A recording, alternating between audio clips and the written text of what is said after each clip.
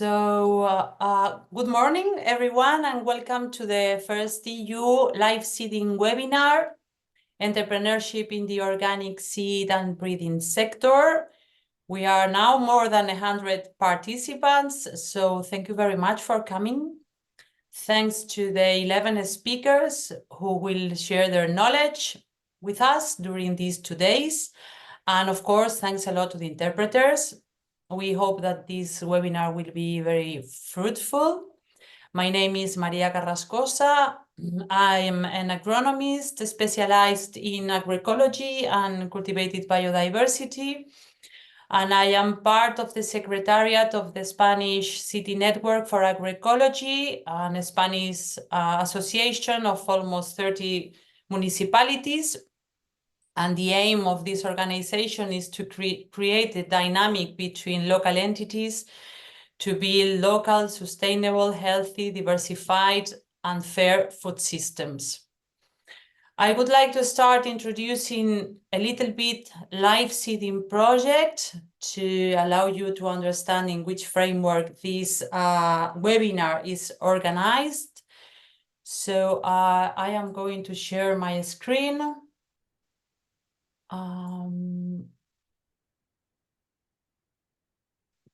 Yeah, I hope you can see it.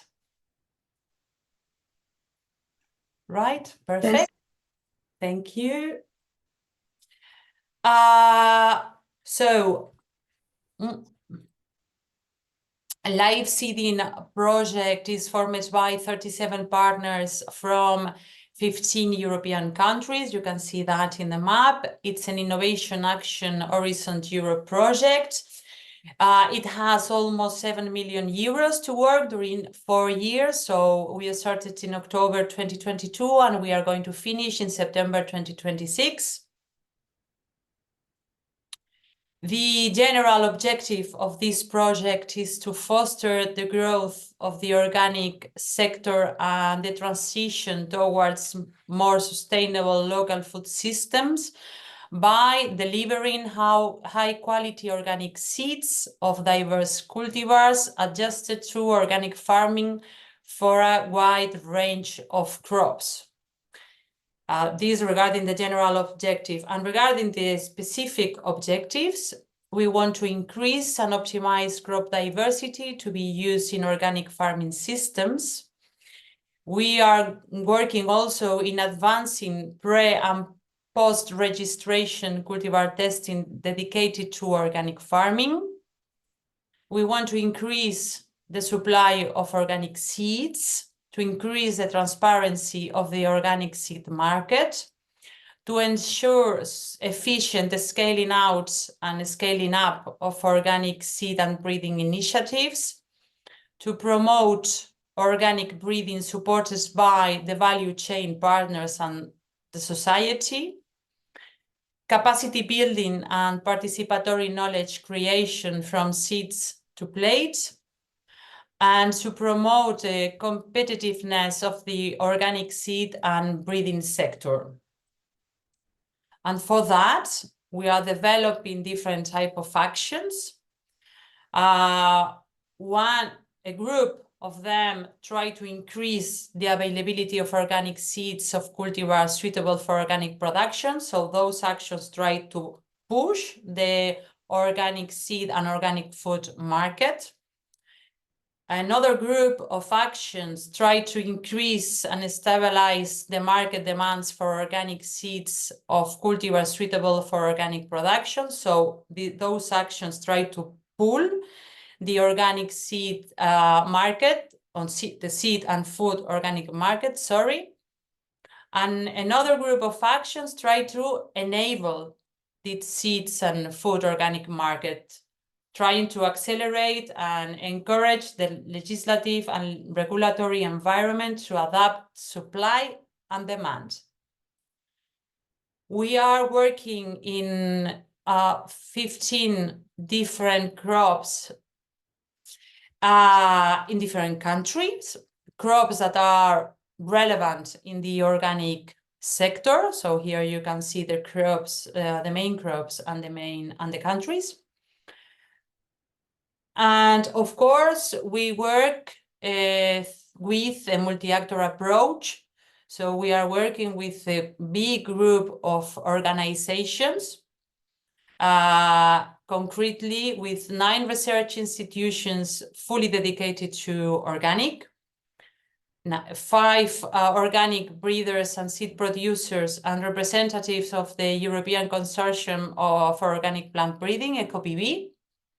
We are working with 2 organic farmers associations, 7 universities and research institutes, 3 examination offices, 15 small and medium enterprises and 2 large seed companies, 2 NGOs, and 4 IT experts. There on the right, you can see the logos of the main organizations. Regarding training, which is the task that is organizing this webinar, we are working, several partners from different countries are participating in this task. So from Spain, Croatia, Italy, Greece, Romania, Hungary, and Poland. The objective we have is to strengthen the knowledge and skills needed of existing or potential small and medium enterprise managers to undertake an entrepreneurial activity in the organic seeds and breeding sector. And with this objective in mind, we are going to develop 3 types of activities. So European webinars, national trainings, and entrepreneurship focal points. Regarding the European webinars, we are going to organize 4 modules, 4 online modules that will be held in English. This is the first one, a 2-day module. But in 2025, we will organize 2 of them, one in marketing and communication strategies in the local context, and the other in governance and finance models. And in 26, so at the end of the project, we will organize the last one in business models and plans development. Regarding the national trainings, these trainings are going to be organized on site, and they are going to be held in the national language, at least in Spain, Hungary, Romania, Italy, and Croatia, between 2024 and 2026, so stay tuned. And regarding the entrepreneurship focal point, we are going to work at least in Spain, Poland, Greece, Italy, France, and Hungary. And the proposal we have is to develop a toolkit with Q&A as a, let's say, counseling document, and to elaborate a document, outlining the steps that need to be taken by the public administration to establish a focal point for the development of a national counseling plan. So this is the plan. Last but not least, if you want to contact and follow LiveSeeding, here you are the main, let's say, places where you will find us. So Facebook, Twitter, and LinkedIn. And regarding the website, you will find all the information and all the activities we are developing there. But you will find also how to join the newsletter. That is the place where we put all the information. So if you want to follow us more, please join the newsletter. Okay, that was all. Thank you very much. I don't know if there is any question in the chat, Mariano. There isn't any questions at the moment. There were only 2 people that couldn't hear, and I think they have disconnected and are reconnecting. And the other issue was if we will make the recording available to participants. Of course. I replied that we'll send an email to everybody after the training to let people know how to access the recording. And that's why we said, if you don't want to be recorded, just put your camera off, and the recording will only be in English. That's it. Thank you very much, Mariano. Yes, we will upload the registration, the recording in our YouTube channel, and we will share with you all the PowerPoints presentations. We have your contact, so don't worry about that, because we will do that part once we finish the webinar. Okay, so let's move on. We are going to continue with Dora Marisic, who will give us some insights of the organic seed and breeding ecosystem in Europe. Dora Marisic graduated from the Faculty of Agriculture in Zagreb, Croatia, with a degree in agroecology, and shortly after she started working at IPS consulting as a project assistant. Her role in IPS involves working on various activities related to the preparation and implementation of innovative European projects in the agri-food sector. She is currently working on the Erasmus Plus Captivate project, which aims to familiarize farmers with the requirements and green ambitions of the new Common Agricultural Policy, and in the Horizon Europe LiveSeeding project, where she is mainly involved in coordinating communication and dissemination activities and developing business plans and models. Dora, thank you very much for being with us today, and the floor is yours. Thank Dora, you, Maria. just before you start, sorry, just keep in mind that there is the interpreters, and so I would ask everybody to speak a little bit slower because of the challenge of interpretation. Thank you. Okay, thank you. Thank you, Maria, very much for introducing me to everybody, and thank you very much also for organizing this webinar. I'm really looking forward to today and tomorrow, and I'm really glad to be here and as one of the speakers. So I will just now start sharing the screen. And I would only need confirmation if you see the presentation now. Yes, excellent. Yes. Excellent. Okay, so my presentation will be just a little insights of the organic seeds and breeding ecosystem in Europe. And today I want to briefly just introduce you, give a little insight in the whole ecosystem of organic seeds and plant breeding in Europe, and then later say something about the survey that was prepared as part of the LiveSeeding project. So briefly about the organic food and seed market in Europe, mainly in European Union. So you're all probably familiar that Green Deal and Farm to Fork strategy, one of the goals are to reach 25% of the total farmland in European Union to be organic. And based on the latest data from the sector, number of organic producers in the European Union is constantly increasing, as well as the area under organic production. And we know that top 3 countries by organic production in million hectares are France, Spain, and Italy, while the largest markets for organic food are also France and Italy, and also Germany and Switzerland.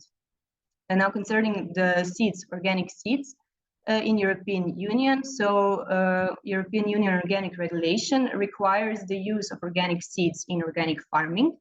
And the organic seed market has also been growing steadily in the past few years, which is mostly driven by increasing demand for organic products, and also by growing awareness of the importance of the use of organic seeds in organic agriculture. And we can say that based on some data that the EU organic seed market was valued at around 300 million euros in 2019. That's one publication from European Commission. But the problem is that the use of non-organic seed is still very high in most of the countries. And we can say that that is probably due to the poor implementation of European Union legislation requirements on national level, which is why there are also some big differences between countries regarding organic seed market development and implementation of requirements and regulations on a national level. So to get even better insight in the current state of the organic seed and breeding sector in the European Union, as part of the LiveSeeding project, we recently conducted one survey on the European organic seed and breeding sector, with the aim to detect technical, economic, and regulatory challenges that organic producers face, and also to detect the biggest needs of the sector, and also to analyze different market opportunities that new organic trends are imposing for 2023 and also for the upcoming years. So just a brief overview of the survey methodology. This whole survey was conducted using one Survey Sparrow app, and it was initially prepared in English and then additionally translated to all consortium languages. The survey consisted of 51 questions in total. And these questions were divided into two main groups. So the questions were regarding, of course, European organic seed and breeding market, but there were two main segments. First was general profiling questions, where we wanted to actually see the profile of people that responded to the survey regarding their age and gender and level of education and such. And another segment was economic, technical, regulatory, and encouragement segment of organic seed production. This is the part of the survey where we actually wanted to see what is the state of the market in the European Union, and also what are some main challenges and barriers that actors of these sectors are facing daily. So the survey was aiming at the organic seed producers and traders, and conventional seed producers and traders as well, that are interested in and that are planning to start producing organic seeds in the future. At the end, the survey received in total 140 responses, and most of the responses are coming from countries from Central European Union and from Switzerland. And here on this slide, you can also see the number of responses per European regions. So from the Central EU and Switzerland, we gathered 56 responses. From the Southern EU, we got 48 responses, followed by Eastern EU with 29 responses, and then Northern EU, we gathered the lowest number of responses, and we gathered 7 responses. Here on this slide, you can see how the responses were distributed per different countries. You can see that countries like Germany and Spain, we gathered the most responses from these countries, followed by Poland and France and Italy. While from some countries, unfortunately, we didn't get many responses, or we didn't get responses at all, unfortunately. So low response rate comes from countries like Croatia and Slovenia, Finland, Latvia. So we also gathered some responses that are outside the countries that are part of the LiveSeeding project consortium. And therefore, since we really got the small number of the responses from some countries, we can't really consider those responses to be representative and to actually reflect the real state of the organic seeds and breeding sector in those countries. Now I would like to just briefly also go through some main outcomes of the survey, but first I would like to emphasize that this is only the preliminary analysis of the survey results, and the more detailed and more deep analysis will follow, and will also be later prepared in the form of a report and will be made available with the stakeholders of the project. So, but in this presentation, we just wanted to showcase some examples and some results we gathered regarding some questions, such as type of business and the farming method, the type of seeds produced, and such. Okay, so participants were asked what kind of seeds they produced, and we can see that 65% of the respondents are working with organic seeds, followed by 41% of the respondents who are working with conventional treated seeds, and 36% of the respondents are working with conventional untreated seeds. And organic seeds is mostly produced in France and the Netherlands, followed by Germany and Switzerland, so Central European Union countries, and also by Spain. So respondents from Netherlands and France, all respondents from those countries, so 100% of them indicated that they are producing organic seeds. While in some countries, based on the results of the survey, production of organic seeds is very low, such as Greece and Poland, or isn't indicated at all, such as Romania. In some other countries like Italy, Hungary, Croatia, and Sweden, more than 50% of the respondents also indicated production of organic seeds. And all respondents from Latvia and Finland and Luxembourg, Belgium, Portugal, and Serbia also indicated that they produce organic seeds.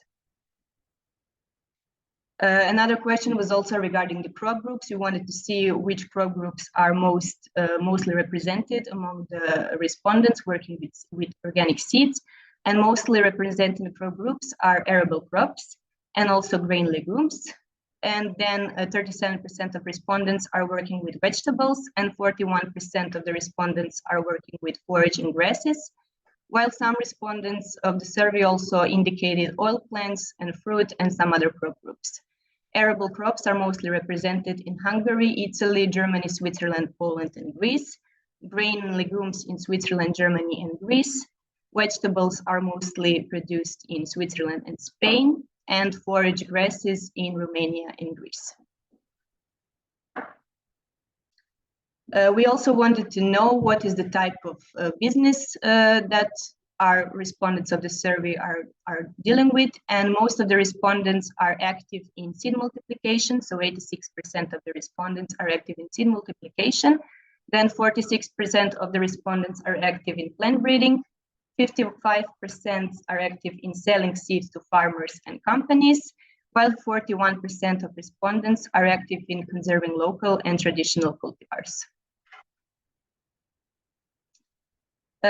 Concerning the farming method, we also wanted to see with which kind of seeds the respondents are operating with. So they got the type of seeds that they are operating with. They could indicate whether is it organic seeds from organically bred cultivars, or organic seeds from conventionally bred cultivars, or organic seeds from local and traditional cultivars, or organic seeds from conventional treated seeds. And so these are the results.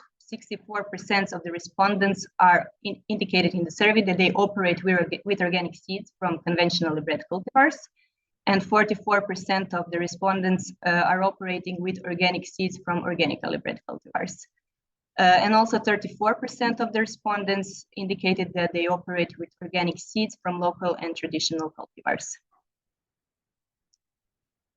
Concerning the organic seeds from conventionally bred cultivars, this farming method is mostly represented in Netherlands and Spain, Italy, and Germany, while organic seeds from organically bred cultivars is mainly represented in France and Switzerland and Germany, and organic seeds from local and traditional cultivars is mainly represented in Spain and Switzerland and France.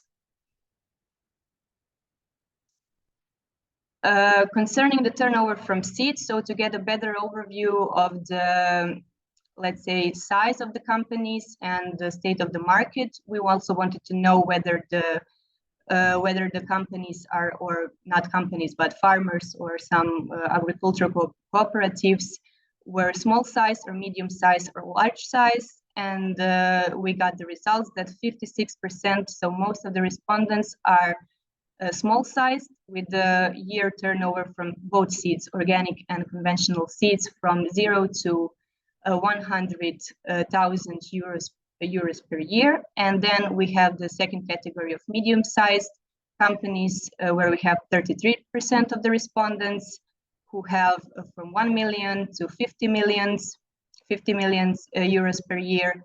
And large size, we have 11% of the respondents that have more than 50 million euros per year turnover from both organic and conventional seeds. What we also find important is to get this information, whether they are planning to invest, whether the stakeholders of the organic seed and plant breeding sector are planning to invest in organic seed production during the next 3 to 5 years. And therefore, they could choose between if they're planning to increase investments and efforts, or maybe decrease investments and efforts in the organic seed production, and also if they're maybe planning to stay or remain close to constant, or if they don't have any investments planned. So for the increased investments and efforts, the most of the participants indicated that they are planning to increase their investments in organic seed production. And these respondents are mostly coming from countries like Netherlands and Switzerland and Spain, Greece, Croatia, Luxembourg, Portugal, Italy, Finland, and Latvia. Then concerning those participants, those respondents who are actually planning to remain close to constant and who are not planning some investments in organic seed production, here we have 35.7% of the respondents coming from France and from Germany, and from Hungary, Romania, Slovenia, Finland, Latvia, and Austria. Some respondents also indicated that they are planning to decrease investments and efforts in the organic seed production, and these respondents come from Germany and from Belgium. And also there are some that don't plan any investments in the future period that come from Hungary, Romania, Sweden, and Austria. What we also wanted to address with this survey is to see if the actors of the sector are providing their seeds offer in national organic seed databases, and pretty much the same amount. So we have not 50-50 situation, but 51% of the respondents indicated that they are not providing their seeds offer in national organic seed databases, and mostly these respondents come from Eastern and also from Southern European Union, while 49% of the respondents are providing their seeds offer in national organic seed databases. And these respondents are coming from Northern and from Central European Union and from Switzerland. And now in the following slide, I would like to just show you what were the main challenges from the economic and from technical and from regulatory point of view that respondents of the survey indicated that they are facing with, and that they find the most, what challenges and what barriers in organic seed production are they finding most important and most difficult. So they were asked to indicate which are the most often economic challenges that organic seed producers and breeders face in terms of operational expenditure and capital expenditure, in terms of certification costs and marketing costs, in terms of low return on investment of dedicated breeding programs, education and financing models, frequent changes of legal framework, then some difficulties to fulfill legal requirements, and national and EU legal framework discrepancies. And we can say that, for example, first to say some examples of operating expenditure and capital expenditure in organic seed production. For example, OPEX could be costs like labor costs and marketing channels and some input costs, etc. While CAPEX could be organic certified cleaning or packaging facilities, and also seed processing infrastructure, different equipment needed for organic seed production, etc. And most of the respondents of the survey from all European regions, from all the countries, agree that organic seed production is economically more challenging in comparison to conventional seed production when it comes to OPEX and CAPEX. But the exception are countries from Northern EU that don't find OPEX and CAPEX as a challenge, as an economic challenge in organic seed production. Also, low return on investment of dedicated organic breeding programs and frequent changes of legal framework and difficulties to fulfill the legal requirements are also considered a big challenge in most of the countries, especially in those countries with low organic seed production, such as Poland, Romania, and Greece. Concerning the technical challenges in organic seed production, so respondents were also asked to indicate which are the most often technical challenges that organic seed producers and breeders are facing in terms of yield loss and volatility, seed-borne pests and diseases, weed contamination, finding farmers that are willing to multiply the organic seeds, and also GMO contamination. And we can say, as indicated in the survey, that almost all respondents agree that organic seed production is technically more challenging in comparison to conventional seed production in terms of yield losses and volatility, and in terms of seed-borne pests and diseases and weed contamination. while on the other hand, GMO contamination is not considered as an issue in organic seed production. And most of the respondents also consider that organic seed production is technically more challenging than conventional seed production in terms of finding farmers that are willing to multiply the seed. Concerning the regulatory segments for better development of organic seed production, so respondents were asked to indicate which of the regulatory segments could actually support the better development of the sector. And the most important segments for better support of the sector, as detected in the survey, include phasing out the derogations, subsidies, for example, governmental subsidies, establishing interaction between policymakers and organic seed producers, less demanding legal framework for SMEs, and also less demanding legal framework for organic heterogeneous material, for organic varieties, for local and traditional cultivars, and for cultivars that are coming from participatory and farmers plant breeding. Here we can see also some top 3 regulatory segments for better development of the organic seed production. Countries with high organic seed production, such as France and Netherlands and Switzerland and Germany, they indicated as most important regulatory segments, phasing out the derogations and governmental subsidies and better interaction between organic seed producers and policymakers, while countries with low organic seed production indicated also governmental subsidies, but also they find very important providing training offers on organic seed production and providing information on organic seed market demand of EU and also non-EU markets. While in some southern EU countries, like Croatia and Italy and Slovenia, and also northern EU countries, they also find important regulatory segments for better support of the sector, training offers on organic seed production, and larger range of organically allowed seed treatments. So these segments are also considered to be a very important factor for better sector development.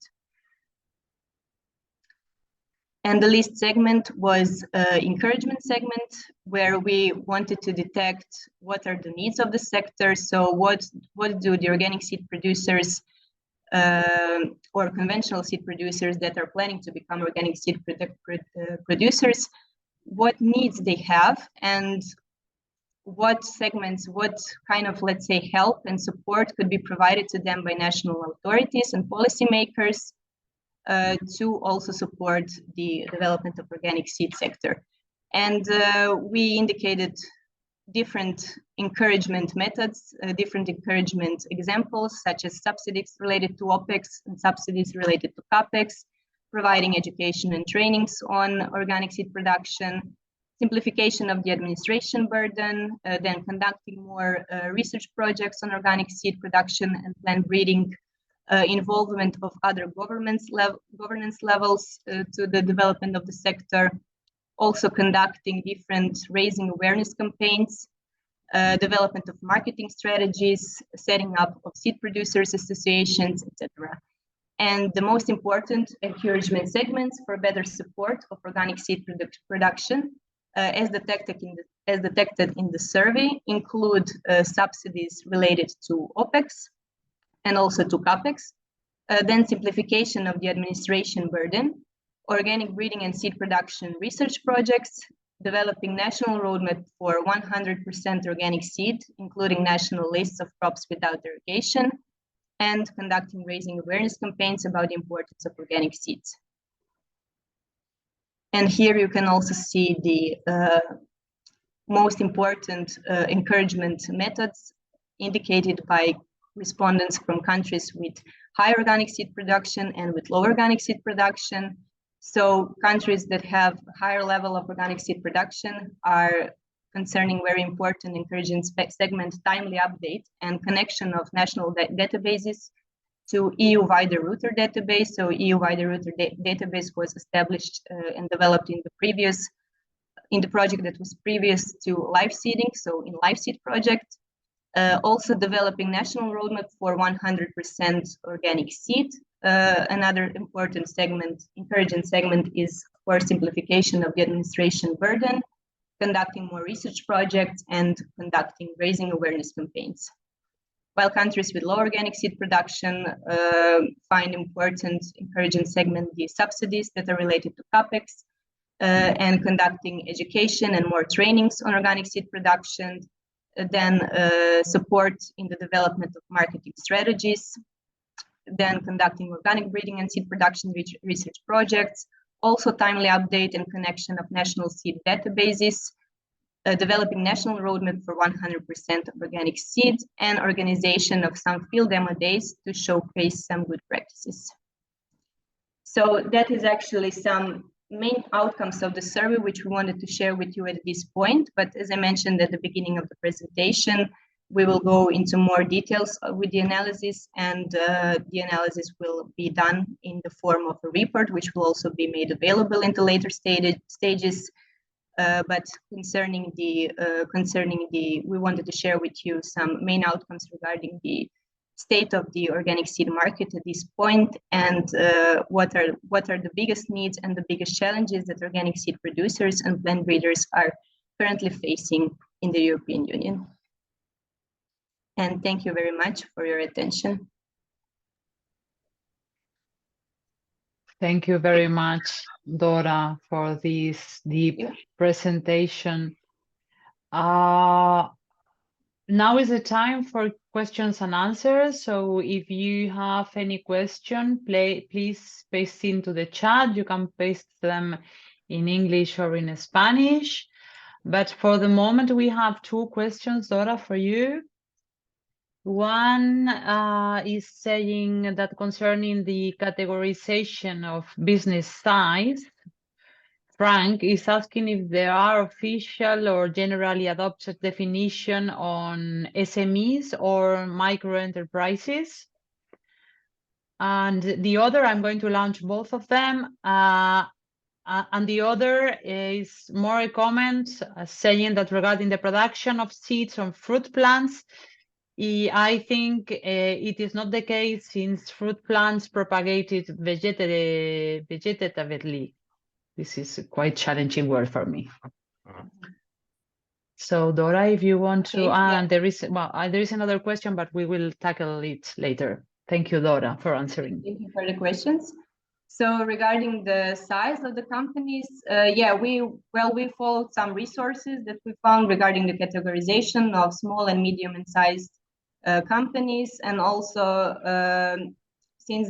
also what I forgot to mention is that the similar survey was already conducted in the previous project, so in the LiveSeed project, and then we would like to make the analysis based on not completely, but to use some examples as it was analyzed in the previous project, so that the results we gather from this survey can also be compared to the results from the previous survey, so that we can compare the situation in the organic seed market. And this categorization of small and medium and large size company was actually found in the more resources, so from 0 to 1 million euros per year small size companies, and then from million to 50 millions medium size companies, and more than 50 millions turnover per year to be large size companies. And sorry for the second question, can you please repeat? The second question was regarding the fruit trees. So yes, I don't know what was the reflection exactly about, but this person was pointed out that some of the issues that you were presented are not the case for fruit trees, because they are propagated vegetatively. And there I can jump in, if you don't mind, to say that in LiveSeeding we are not working with fruit trees. We are working with arable crops and vegetables. And our, let's say, sister projects InnoBreed, it's working in similar things that we are. So in organic breeding and organic propagation, but on fruits. So we are in coordination and we collaborate together, but the fruits, let's say the fruit issue, it's in InnoBreed, and we don't work on that. Yeah, thank you, Maria. I also wanted to say that, and to say that, let's say, focus crop types, as you also indicated, Maria, in your presentation at the beginning, of the webinar is that in LiveSeeding, focus crop types are mainly, crop groups are mainly arable crops and vegetables, and also grain legumes, and but fruits are from the not, let's say, scope of LiveSeeding project, but as you also mentioned, sister project that is InnoBreed. And then the last question, which is, we say in Spanish, a big melon, of Frank, is how to address the issue of GMO contamination in organic plant breeding and seed production if NGT are allowed and broadly used in the UE.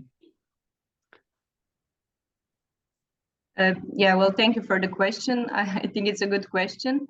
I'm not really sure if I'm the right person to answer to this question, so maybe if somebody from the LiveSeeding colleagues could also jump into this one. We can take this question just to jump to the next speaker, if you don't mind, Dora, if this is okay for you. Yeah, So Dora, thank you very much for sharing all this information. As you can see, the organic seed and breeding ecosystem in Europe is rich and diverse, rich not necessarily in money.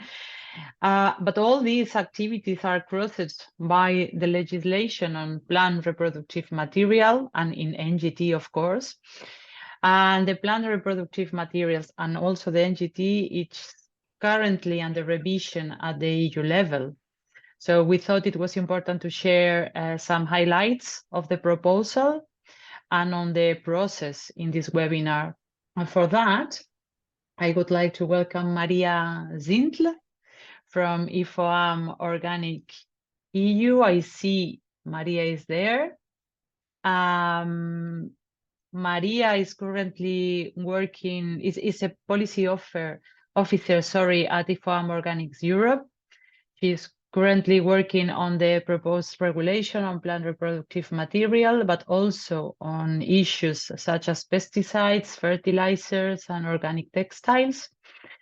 IFOAM Organics Europe is the European umbrella organizations for organic food and farming.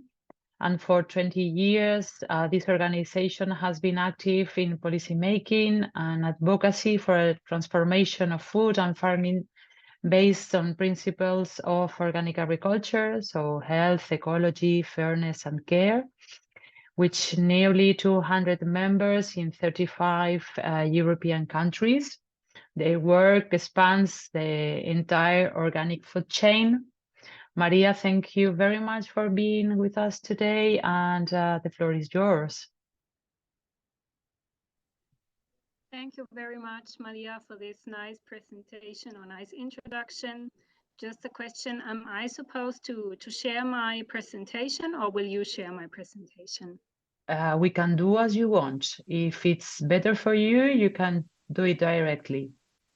Okay, I will share then. Mm-hmm.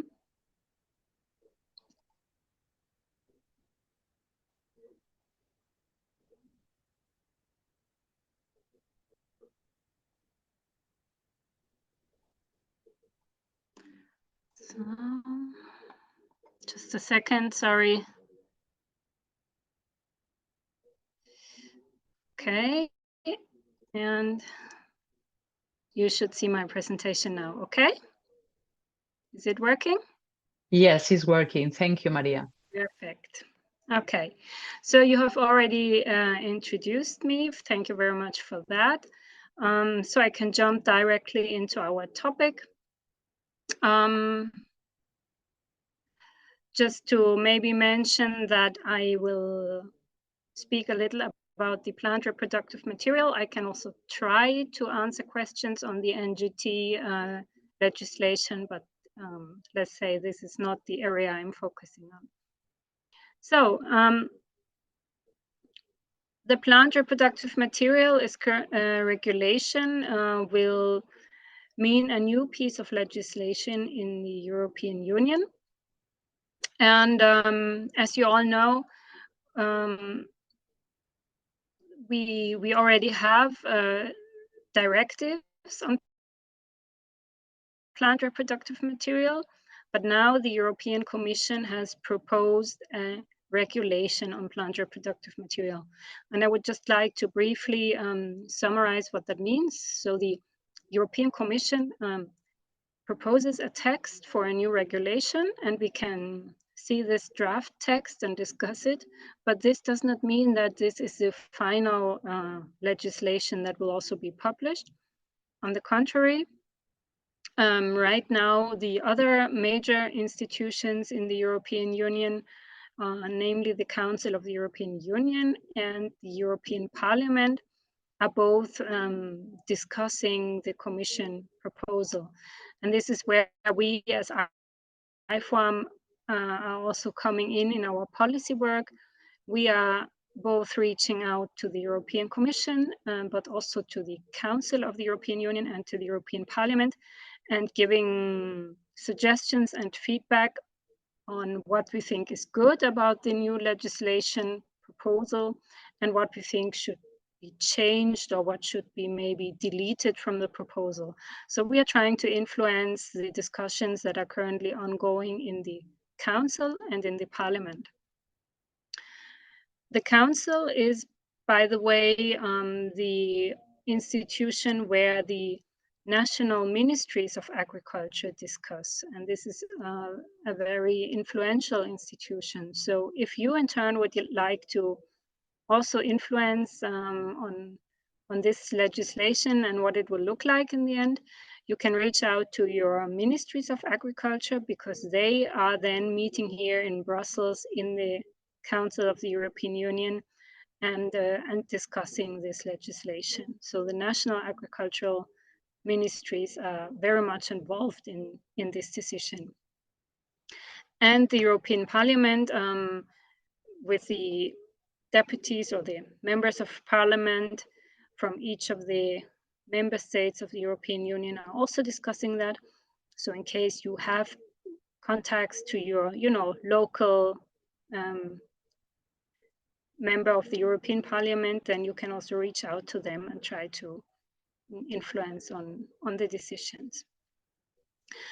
So this is just to wrap up a bit on how this decision-making process is working, and to tell you that the original proposal that has been published by the European Commission in July can still change. It is work in progress, but of course it gives the general idea of where the legislation is supposed to be going. So as I already said, the regulation is meant to replace all the existing directives, because as you all know, plant breeding and also marketing of plant reproductive material is already regulated by a number of directives, some of them also very old. So this is not a no man's land. This is not a completely new issue that will be regulated by the Commission or by the European Union, but they will try to replace the old directives with this new regulation that is supposed to cover all the topics. And the basic ideas or basic principles of the directives or of current system will remain in place. That means that varieties will still have to be registered, and the material will have to be certified before it can be placed on the market. So the general idea of the system will stay the same. And we believe, as IFOAM Organics Europe, that there are some good things to come for organic, a few. One of them might be that there will be simplified rules for registering conservation varieties. So it will probably be easier to register a variety as a so-called conservation variety. Also, there will be certain derogations for seed conservation networks and for the exchange of seeds in kind between farmers. Here, I would say this is still also work in progress, depending on how the negotiations, between the different member states and the European Parliament and so on, depending on how these negotiations end, the rules on, the rules on these derogations for for exchange of seed in kind, for example, will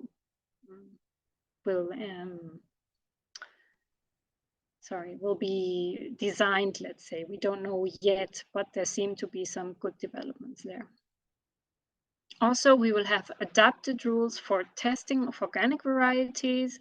Again, we don't know yet exactly how the testing rules for organic varieties will end up, but we are hoping that they will take into consideration the current experiments that are carried out to have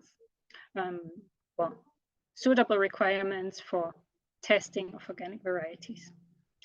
And also the proposal suggests testing under organic conditions. So varieties that are meant for the organic market or that will be developed as organic varieties shall be tested under organic conditions, ideally. And we would wish that all varieties should be tested under organic conditions, because we believe this would be a good indicator for how sustainable a variety actually is. But let's see how the final version of the regulation will be. We also believe that there are some challenges for organic breeders. The first thing that we are very critical of, and we have also voiced our criticism towards the political stakeholders, are the proposed amendments of the organic regulation. What does that mean? This means that in the seed or in the PRM regulation proposal, as it has been published in July, there are also suggestions to delete certain parts of the organic regulation and also to add something to the organic regulation. The suggested deletions are regarding organic heterogeneous material. So the idea of the proposed PRM regulation is to delete all the provisions on organic heterogeneous material from the organic regulation and to instead regulate heterogeneous material in the new plant reproductive material regulation. And we are very worried that the provisions and the conditions for producing and marketing and registering organic heterogeneous material, they might be modified in the process of copying them from the organic regulation to the PRM regulation. So we are very much against touching the organic regulation. We think the provisions should stay where they are. And then, of course, the PRM regulation could also make provisions for heterogeneous material in general. But we think it should be without touching the organic regulation. And a second thing that is mentioned in the PRM regulation proposal is to change the organic regulation with regards to the techniques that will be allowed for multiplication of organic varieties. Currently, the organic regulation says that the multiplication must be carried out under organic management conditions, except for meristem culture. And we think that this rule should stay as it is and should not be amended to include further other techniques. Another challenge that we see from the new PRM regulation proposal, and this is not related to the organic regulation, but is only related to the PRM regulation, is the intention to extend the VCU or VSCU testing to all crop types, meaning also vegetables, vine, fruit. Currently, the VCU testing, as you know, is only for arable crops, and we believe it should stay like this in order not to cause additional costs and burdens for breeders, because breeders would ultimately possibly then just pass on the costs to the farmers. So what are we currently trying to achieve? As I mentioned in the beginning, we are talking to the European Commission, we are reaching out to the Council of the European Union and to members of the European Parliament to influence them in order to get as many of our ideas through as possible. And what we want is that heterogeneous material should be possible for all crop types, because there have been discussions to exclude certain crop types, for example, open pollinated crops or forage crops. We believe that would be very negative for breeders or multipliers who are already producing this type of heterogeneous material, and we think that should stay possible. Also, as I already mentioned, we are trying to convince policymakers that the organic regulation should not be touched. We want to keep the organic heterogeneous material and also the definition of organic multiplication and breeding in the organic regulation. Another aspect is the discussion of what is sustainability. You may have heard that in the PRM proposal, the VCU is changed to be called VSCU, value for sustainable cultivation and use. And the sustainable will be in the proposal linked to certain traits of a crop. And we believe that sustainability cannot be described by single crop traits, but sustainability should be evaluated in a systems approach, like by testing a crop under organic or low input production systems. This would be the way to prove that it is a sustainable crop from our point of view. Also, I already mentioned that we think VSCU should not be mandatory and not extended for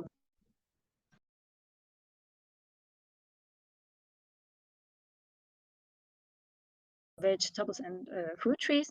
What we think can be carried out post will be financially supported. So VSCU testing for the other types could be possible, but it could be carried out after the variety registration. Coming to your question about genetic engineering or NGTs, a lot depends now on the decisions that will be taken in the NGT regulation, and let's say the level of transparency and traceability that will be decided in the NGT regulation. From what I heard, also discussions on the NGT regulation are still ongoing. There are some attempts to still finalize it as soon as possible, but from what I heard, there is not a lot of, let's say, agreement amongst the member states that are currently discussing it. So we expect that decisions on the NGT regulation will be further postponed. Not too far into the future, but at least we don't expect them to be taken very soon. So, as I said, depending on the level of traceability and transparency in the NGT regulation, that of course will have an impact also on the level of transparency and traceability that can be provided in the PRM regulation. But we believe that GMOs and NGTs and also patents should be excluded for heterogeneous material, for conservation varieties, and for organic varieties. And jumping to the last point on this slide, we also believe that the breeding techniques for varieties and also patents should be made transparent. So they should be publicly disclosed, sorry, in the variety portals that will be set up for information about registered varieties. Jumping a little up again is where it says in-kind exchange of farmers seeds for all types of PRM. This is about the fact that the original proposal speaks of exchange in kind of seeds, and we are lobbying for having all types of PRM, not only seeds, for exchange by amongst farmers. And I'm quite optimistic actually that this will also be modified, because it doesn't make too much sense to allow this for seeds but not for other types of PRM. Very important is, of course, the reduction of the administrative burdens, especially for farmers, but maybe also for breeders and for competent authorities. I think there's a broad agreement that it should not be too complicated to keep the registers and the documentation up to date. And also we are trying to push for involvement of experts and relevant stakeholders when it comes to developing delegated and implementing acts. And just as a short comment, a lot of the rules that will be established under the new PRM regulation, a lot of these rules have not been designed yet. There are a lot of things that are just mentioned in the regulation, and then it says that they will be regulated later on with delegated or implementing acts, meaning further pieces of legislation where certain details will then be regulated. And we are pushing for involving experts and relevant stakeholders when these further pieces of legislation are developed. So this is it from my side. I will close the presentation because I only have one screen and I cannot see you as long as I'm presenting. That's a bit awkward. So I will now close the presentation. Thank you, and I'm open to hear from you if you have any questions. Thank you very much, Maria, for your presentation. There are some questions.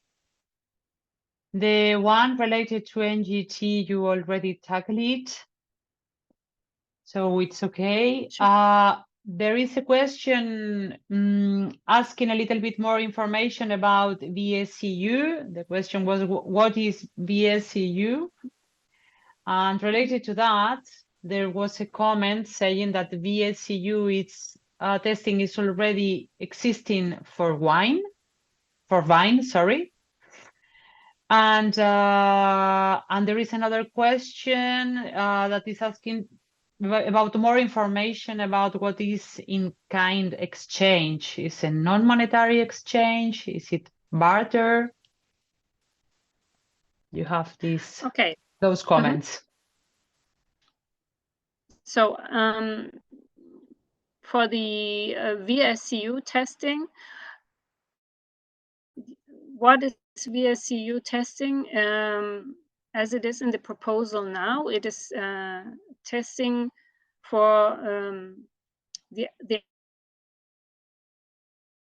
added value of a variety to insert the sustainability criteria mentioned in the proposal, and they are related to yield or resistance to biotic or abiotic stresses. Yeah, a list of different criteria, let's say. And as I said, we believe that sustainability should better be tested related to the performance of a variety under low input conditions.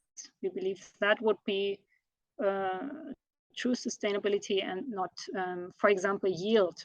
I don't even see how yield can be considered a criteria for sustainability, but this is what is currently in the proposal. And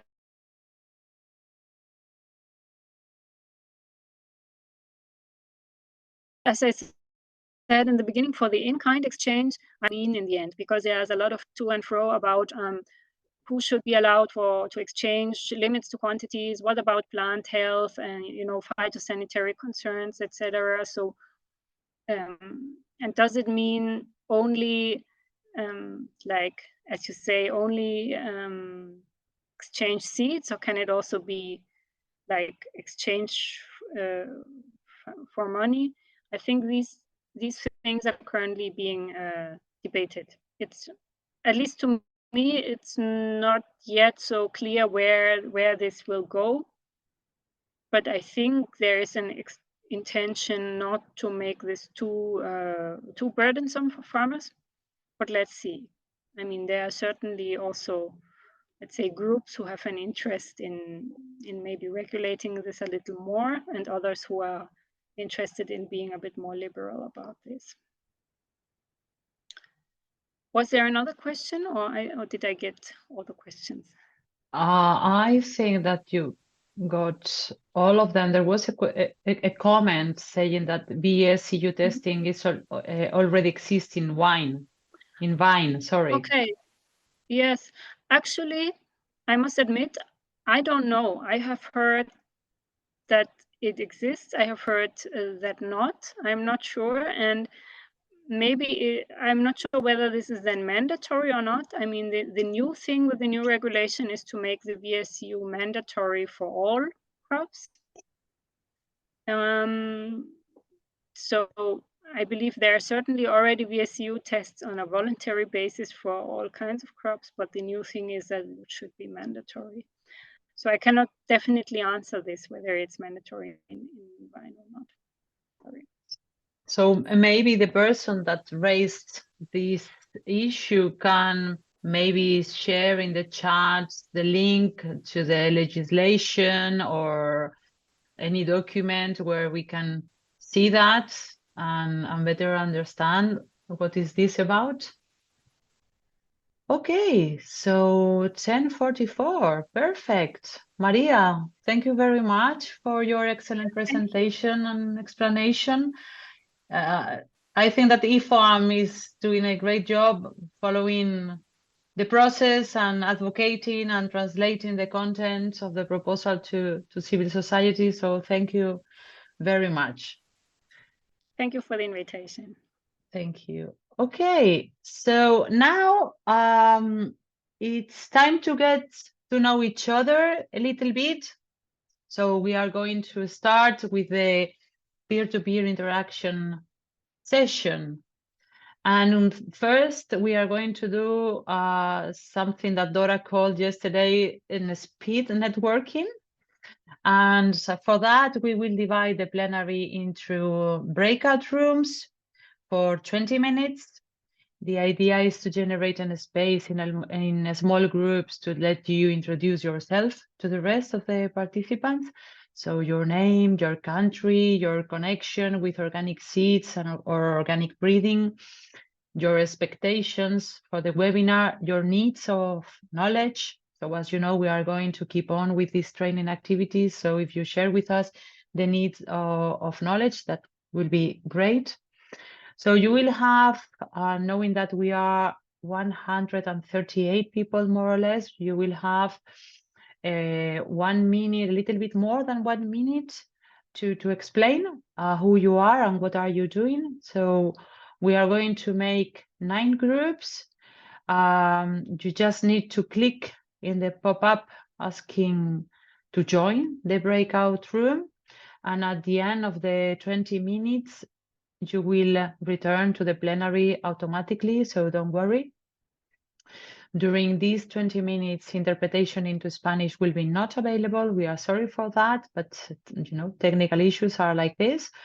But I am sure that you will manage with the rest of the colleagues that will share with you the breakout room. And once in the plenary, interpretation will be available again, and we will carry on with interpretation. Each room will have a moderator that will introduce him or herself and then lead the session, sorry.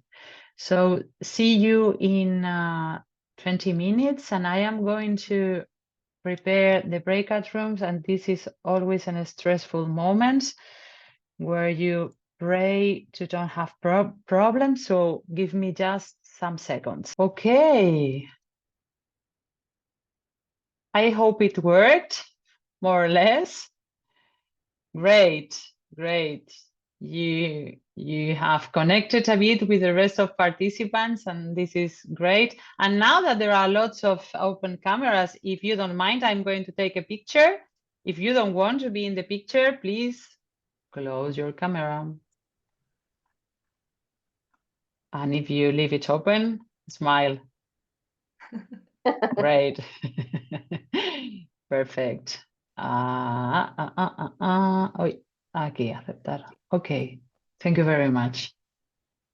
Okay. So let's move on. Where is my paper? Is here.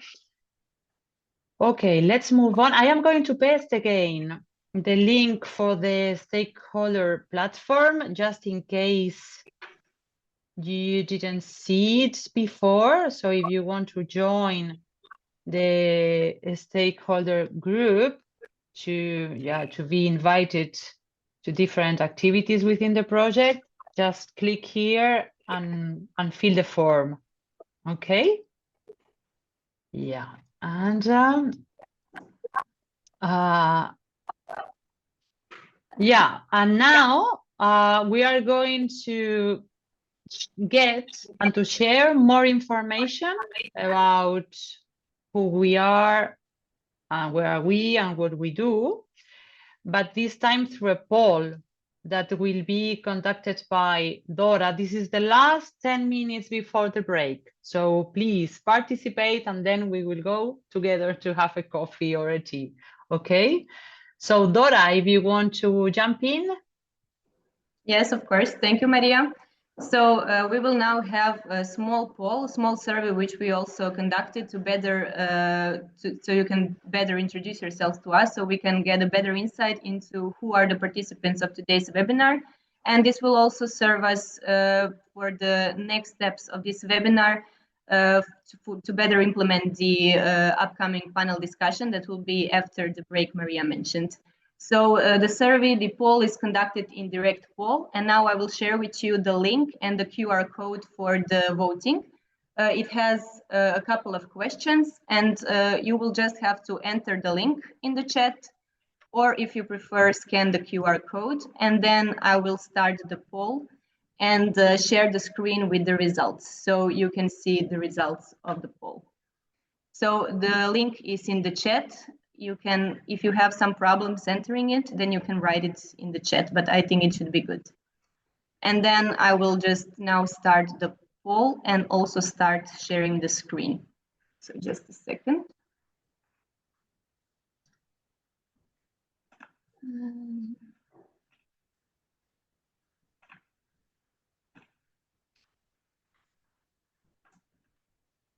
Okay, so do you see the screen with the QR code? Excellent. I'm starting the poll now, so you can answer it. So the first question is, where are you from? Are you coming from the Northern Europe, Central Europe, Eastern, Southern, or Western Europe? Excellent. So for now, we have the most respondents from Southern Europe. 30 votes, 30 participants, but I believe that many more of you have entered. And since I'm now sharing the screen, I unfortunately can't, and starting the poll, I can't look the chat. So if somebody has some issues, maybe Mariano or Maria or somebody, Ana Maria, you can check the chat if somebody has some difficulties. No problem, Dora. Excellent, thank you. Okay, I will wait for a couple of more seconds so others can also vote. So we have 14 participants, 15 from Southern Europe, 10 from Western, 7 from Northern and Central Europe, and 5 participants from Eastern Europe. Excellent. Okay.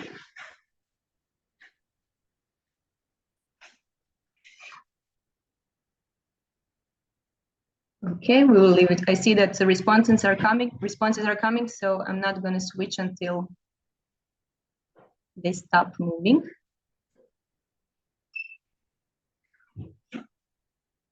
Okay, so a total 55 of you voted. So most of the participants are from Southern Europe, but we also have many respondents from other parts of the Europe. Excellent. Okay, so I will go now to the second question.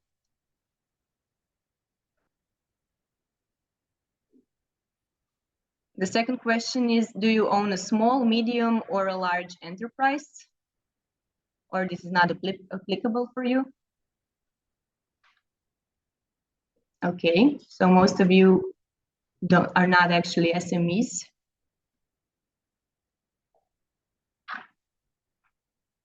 Okay. We have 13 small enterprises.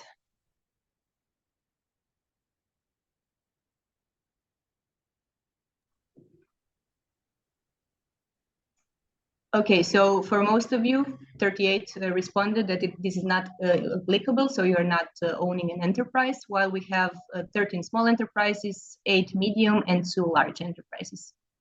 Excellent. Moving to another question. So how long does your enterprise exist? Less than a year, 1 to 5 years, 5 to 10 years, or more than 10 years? Or, of course, not applicable.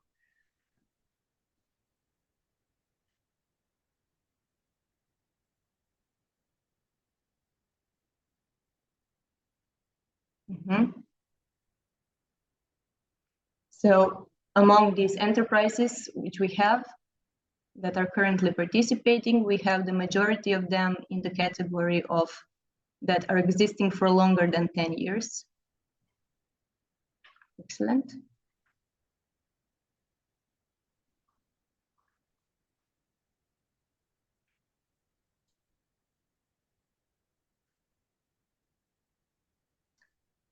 Okay, going to another question.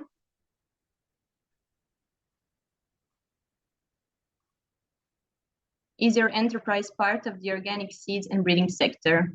Yes, organic seed sector. Yes, organic plant breeding sector. Yes, both, or neither.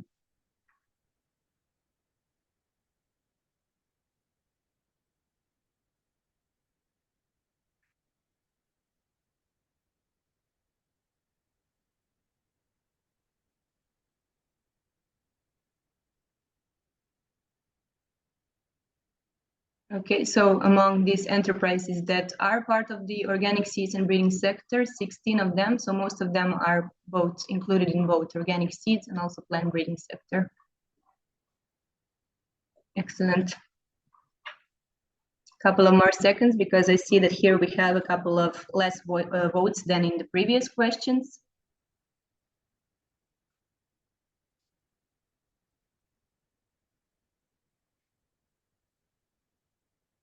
Okay, excellent.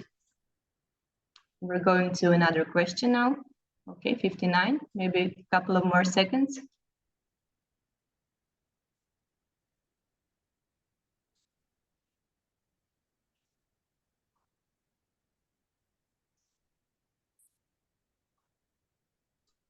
Okay, excellent. Thank you very much. Next question. So next question is, do you prepare business plans or business model canvas to run your business? In the later session, after the break, you will hear more about importance of business planning and business modeling and also business model canvas. So we would like to know in advance whether you prepare these business plans or business models. If yes, how often, or if you don't use it at all. So most of the participants indicated, no, I don't use it. Some of you indicated that you use it from time to time, and 9 of you are using it annually. Excellent. Okay, I will go now to another question. So now I would like you to rate yourself, and how would you rate your level of knowledge regarding business planning and financial literacy? from 1 to 5. So 1 is very low level of knowledge, and 5 is high level, while 3 is medium. Oh, don't be so critical to yourself. So the majority indicated 1. Grade 1. Okay, so hopefully today and tomorrow and the rest of the webinars will improve this situation on business planning and financial literacy. Okay, so we have majority of you indicated that you actually have a low level of knowledge, rating yourself with 1 and 2. There are 14 participants rating themselves with grade 3, and only 7 participants graded their level of knowledge with 4 and 5. Thank you. We're going on another question. The question is, would you need more training on business planning and financial literacy in the future? Yeah, we can assume the answers on this question then.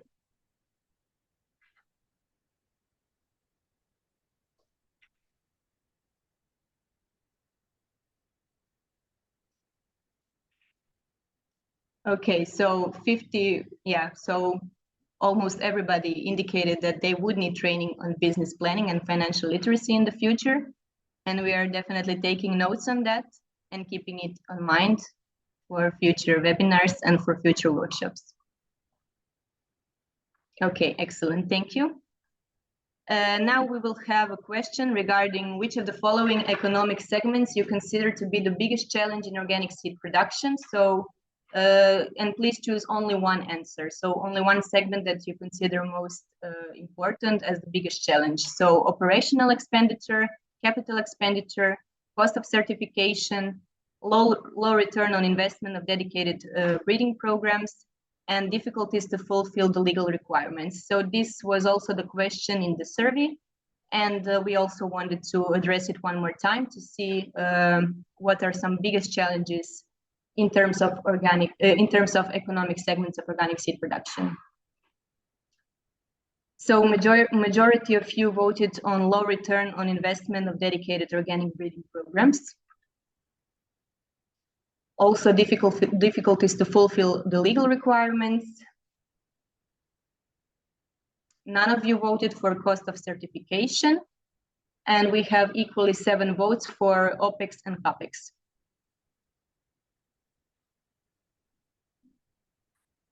Okay, thank you very much. And the last question of the poll is, which of the following encouragement segments you find most important for better development of the organic seed production sector? And here you can select out of 5 answers, you can select maximum 3 answers on this question. So subsidies related to OPEX, is it subsidies related to CAPEX? Maybe support with the development of marketing strategies, co-financing through research projects, and organizing training regarding business planning and business models development. So which of these segments you can choose max 3 answers? Which encouragement segments you find most important to better develop the whole sector? Okay, so majority of you voted for co-financing through research projects and training regarding business planning and business models development, and support with the development of marketing strategies. So these 3 answers are having the most votes at this point. We can wait for a couple of more seconds.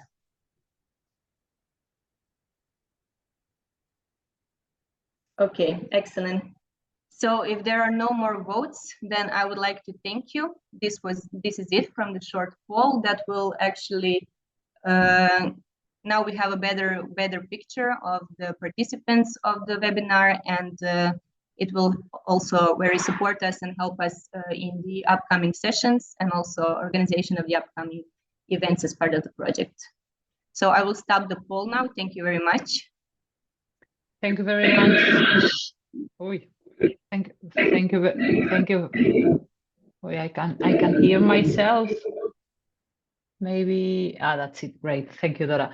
Thank you very much, Dora, for this poll. As she said, we are going to use all of this information in the next panel that it's going to tackle business plans and business models, and that is going to happen after the break. So now, so please come, because if there is a big need in training on business plans and business models, this would be the place where to learn a little bit on that.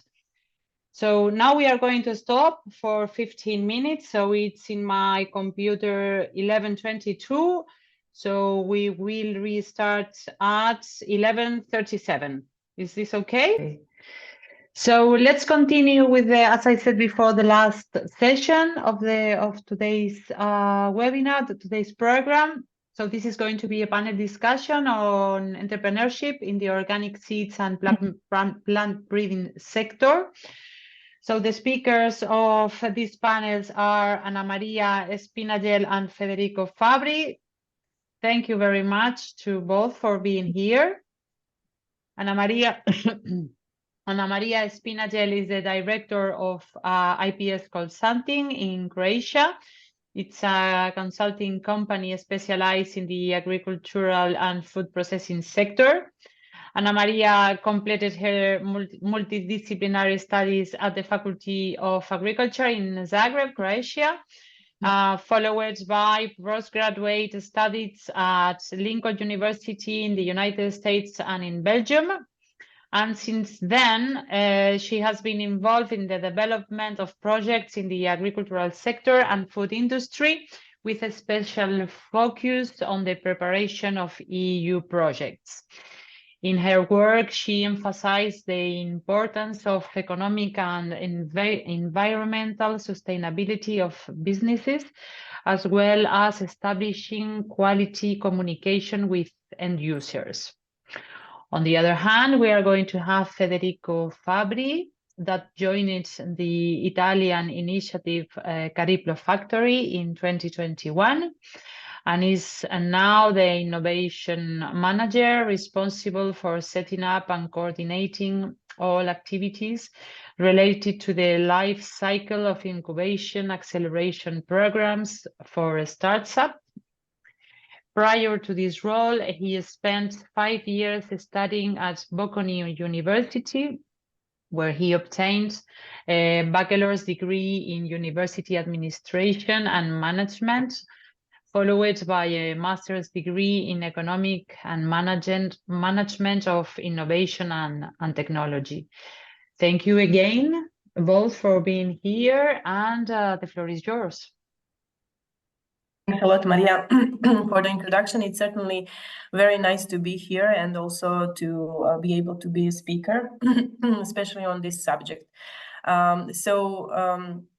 I would say that actually I'm an agronomist by a degree, by my college degree, and I'm an economist by my career.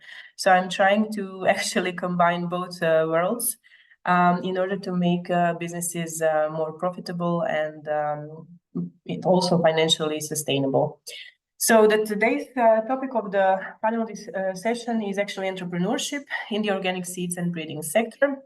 And together with Federico, we will actually exchange during our segments of the presentations, and we will try to give you the introduction of the entrepreneurship, of the networking, of the different elements of the innovations segment in this sector, and then of course also concerning the business planning and business modeling.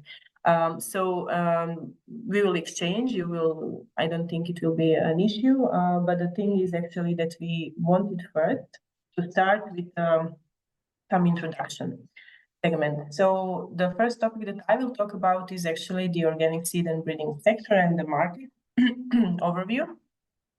Why? Well, I think it's very important to see what is actually the opportunity over there, and also what is the potential for the development of the businesses within this sector. So when we are talking about the organic food market, actually the statistics say that it's more than 17 million hectares in Europe that is already being produced, and we have more than 349,000 producers of organic producers in the EU, and it's constantly increasing. Concerning the organic retail sales in the EU, actually it's more than 44 billion euros. So we can see over here already on the segment of the organic food that it's quite big and hot topic, as we could hear in one of the parallel sessions and breakout rooms. Concerning the organic seed market, well, actually, the EU organic seed market was valued at around 300 million euros in 2019, according to the statistics of the European Commission. We all know, everyone that is here now, I'm sure we know that the organic seeds have to be used for organic farming by 2036, according to the European regulation. And it is quite a big deal because actually, on average, the double amount of organic seed would need to be produced to actually reach this 100% organic seed goal. So this is just some part of the information concerning the economic segment. And when we are talking about the organic plant breeding market, current needs for organic breeding are estimated to be at least 100 million euros per year. On the other side, most cultivars used in organic agriculture are still derived from conventional plant breeders, even if the seed is produced organically. And the majority of the breeding initiatives nowadays are actually placed only in 4 EU countries, and that is Germany, Switzerland, Austria, and the Netherlands. What is really interesting to see from these numbers is that the market is there. And also both the organic seed and plant breeding is actually an established niche on the European market. So the opportunity is there. The legislation is also giving us different hints, let's say, what needs to be done by a certain period of time. And then on the other side, it's not always easy to understand how to produce it or how to do it. But on the other side, we have also some of the bottlenecks of the production.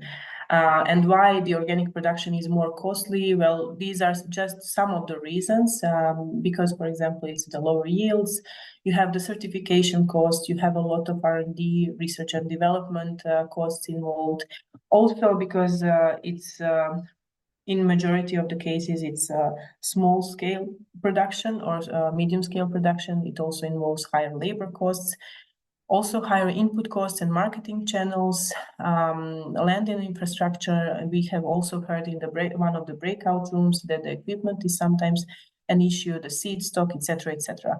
So we see that there is an opportunity, but also there is a lot of things to consider concerning the cost effectiveness of the production itself. And that's why I think we need to think from the perspective of the entrepreneurship, because nowadays, regardless of the sector in which farmers are working, we should not consider farmers only as a farmer, but as an agro manager. So the farmer needs to be both the producer, but also needs to understand different financial elements and legal elements in order to make sure that the products or the services that he offers are also in line with what market is actually demanding, and also being able to put these things on the market and meet all the requirements of the end users. So when we are talking about the entrepreneurship, I will not go into too many details, but I will just give you a very brief introduction. We could define entrepreneurship as the willingness of an individual or more partners, when we are talking about the NGOs or different associations or collaboration networks of farmers, with a certain investment of both capital and time, and also risk-taking, to enter into business venture with uncertainty to make a profit. So this is a definition of an entrepreneurship. And over here, you can also see a small graphic of how it actually looks like. It should be maybe named like a day in a life of an entrepreneur. So you can see a lot of ups and downs and a lot of good things happening, seeing opportunities, but also on the other side, you have to take into account that there is a lot of unforeseen situations that we cannot always have in our planning foreseen. And that's why we need to make sure that if we fall 10 times that we get up the 11th time. Concerning the types of entrepreneurship, so we have a traditional entrepreneurship. We also have a social entrepreneurship and also the corporate entrepreneurship. The traditional one could also be called the small, medium, and small and medium enterprise entrepreneurship, which is the majority of actually European entrepreneurship statistics is actually focusing on micro, small, and medium enterprises. In this segment, the entrepreneurs actually have to focus on innovative approaches, on persistent and goal setting. Also, the responsibility is quite high because it's the business actually focuses on a specific niche, but also relies on them and some, in a lot of cases of agriculture, also on their family in back. Also, it's about the hardworking and also, as mentioned, persistence. Concerning so this is a classical, traditional entrepreneurship. On the other side, we have a social entrepreneurship, which is also quite important in the segment of seed production, because we see that the seed production is not only an issue of the profitability, but it is also an issue of biodiversity, of saving the varieties, and also making sure that the future still has a biodiversity included. So from this perspective, it actually focuses on the application of entrepreneurial principles in the social sector to improve the quality of life or the community where we are located. We often call this entrepreneurship also the actors of change, and they actually do the generation of social value and not necessarily profit. So we need to understand that the profit is always something that should be in this or that way involved in the process, but in the social entrepreneurship, it's not the only segment that is relevant. And then we have the corporate one, which is actually large-scale companies. So it's about the developing of different new initiatives within the established and large-scale organizations. And it's also about creating new ways of using, maintaining, and retaining innovations. And at the end, in each case, there must be a profit realized. So concerning the entrepreneurship, if we need to summarize it, what it means, it's actually about creativity and problem solving. It's also about the risk taking. It has a lot of things to do with resources allocation from the people perspective, from the financial perspective, and technology perspective. And it's also about the customer-centric approach, because at the end of the day, we want to solve the issues and problems of our customers, of end users. And let's not forget that at the end of the day, it's about the continuous learning, because you start with one idea, you start with one approach, but already by the end of the day, you might have to do the critical thinking and see if this approach is really something that is good for this environment or for this market or for this moment. Because we have all faced quite a lot of different situations, even geopolitical situations in the last 2 or 3 years, from COVID crisis, from war in Ukraine, from the effect of these issues on the prices of different input streams for the agricultural products and production, and you just have to adjust to what is happening. So it's always about continuous learning. And when we are talking about the entrepreneur, well, it certainly is a person, but also if we are talking about the organic seed production, because there is a lot of things that are happening also on the level of associations. It's a group of people who actually own and manage and make a living from these businesses. And they, in each case, need to be very much committed to their work, very diligent and persistent. And it's not only about strategic thinking, but it's also about articulating ideas, being able to communicate about all of the advantages of our businesses or our products and services in correlation to the competition. A very important aspect is also the negotiation, regardless whether it's become in the segment of the production or it's in the segment of selling the product or service. And the last but not the least, it's about social networking. Because networking is sometimes very much neglected, or it's being perceived as it's a normal thing. But when we are talking with farmers, and I have been working with farmers for 10 years already, it's something that they don't do regularly, and sometimes they also don't perceive it as a networking. But the idea of the networking is actually the exchange of information and ideas among people with a common profession or interest. It was very nice to have peer-to-peer interaction in the previous session, because we could see and hear what are the backgrounds and what are the common interests of those 10 people in the group.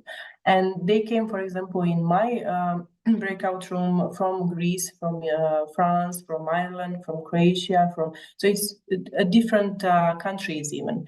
So in that segment, it's very interesting to do the networking, to be able to establish and build long-term relationships. And those relationships are actually being made and should be made for the sake of business growth and business success. Also, another thing is concerning the employment opportunities, which is also sometimes very interesting for agricultural profession as well. When we are doing the networking, actually we need to focus first on being ourselves and being able to present what we do very clearly. And then, of course, about asking questions. So what kind of other common interests we have with the other person or a group of people. And please don't forget that we also need to listen actively. So we need to be able to respond about what other people are speaking, and also think from the perspective of a giver. So each one of us would like to proceed with the networking, with the communication, with the follow-up of the communication, if we see that there is something for us, that we feel good, that we feel appreciated, and that at the end of the day, we will also get something from this relationship. It sounds very simple, but actually at the end of the day, it's about the balancing of different elements, and about, as mentioned, being an active listener and a giver, in a sense of what we can offer to this relationship. Concerning a small introduction about... Así que esto es una breve presentación sobre el emprendimiento y ahora me gustaría darle la palabra a Federico. Federico. Should I share my screen so that Yes. I can? Okay. Can you do it? Yes, I should be able to.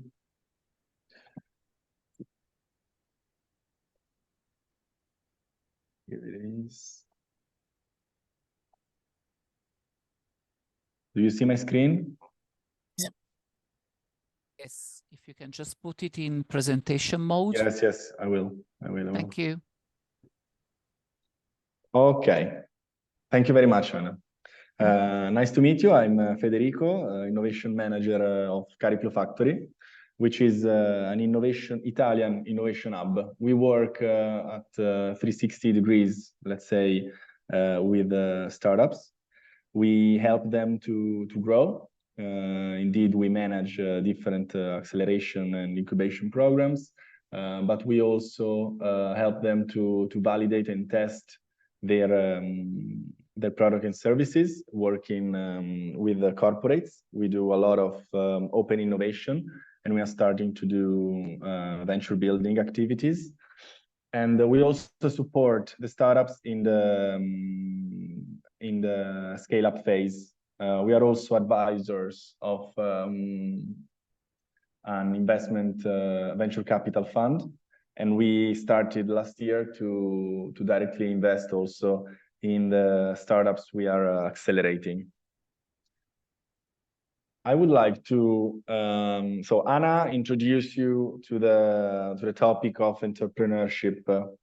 I would like to give you an overview about the innovation ecosystem, telling you something about what kind of actors you can meet in the ecosystem and what each of these actors do.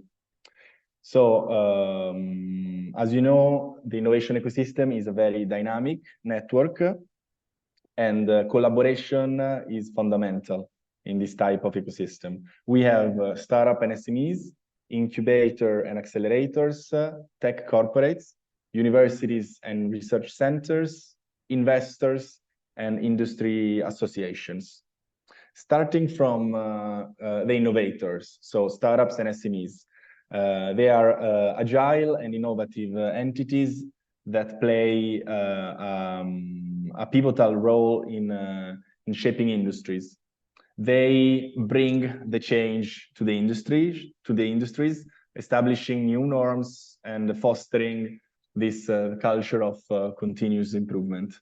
We can identify some key features of startups and SMEs, of startups, not SMEs, which are innovation, growth, risk, flexibility, and limited resources.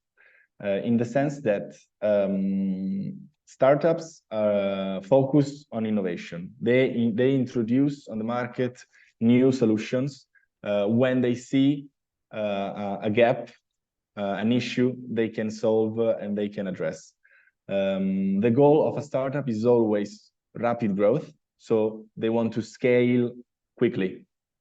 They are risk taker, so they operate in a very uncertain and risky environment.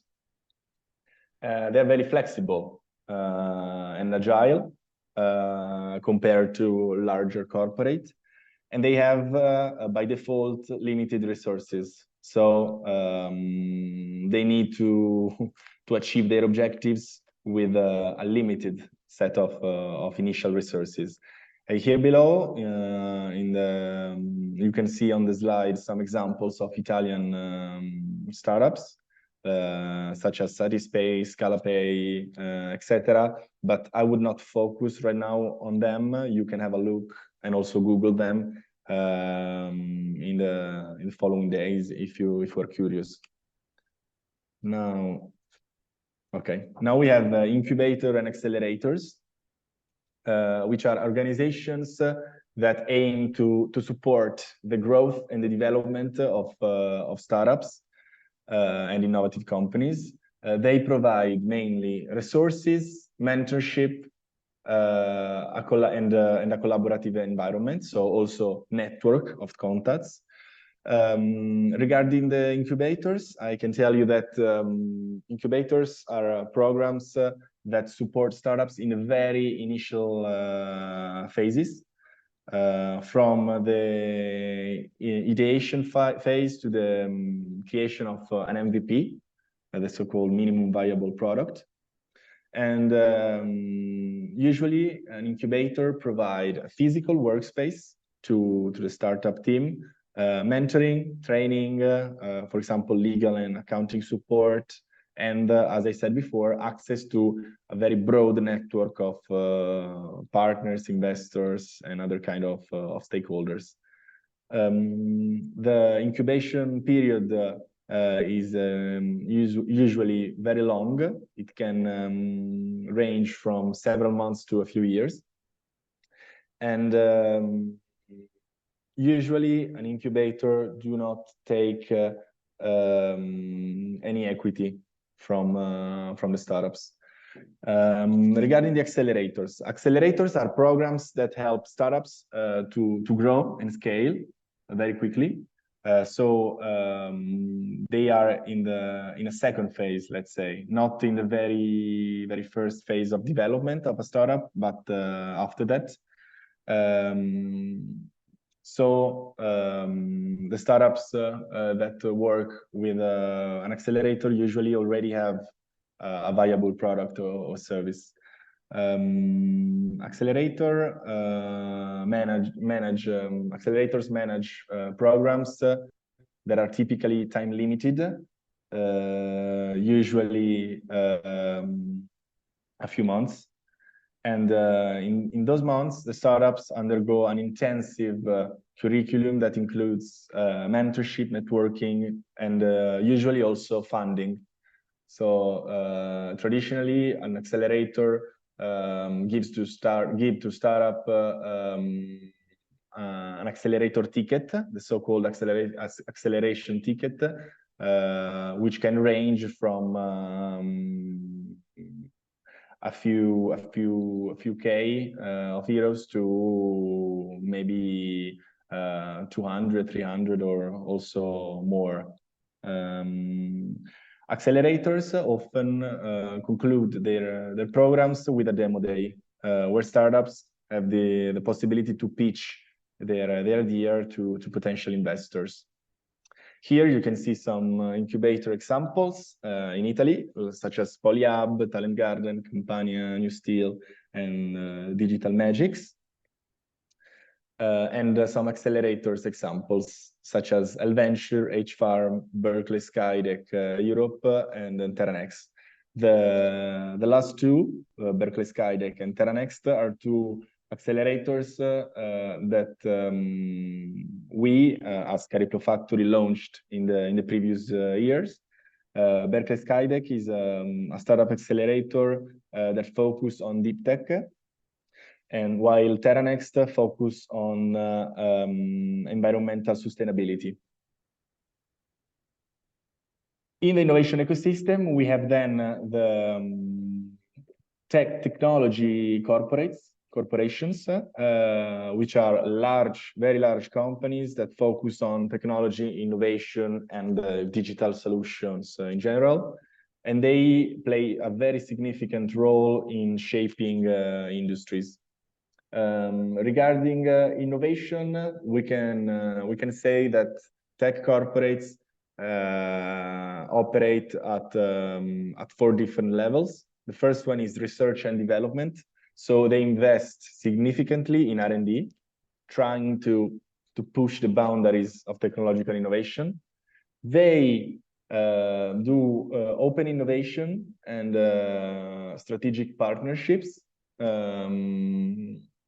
So embracing open innovation principles, tech corporates actively try to seek external ideas, technologies, and products.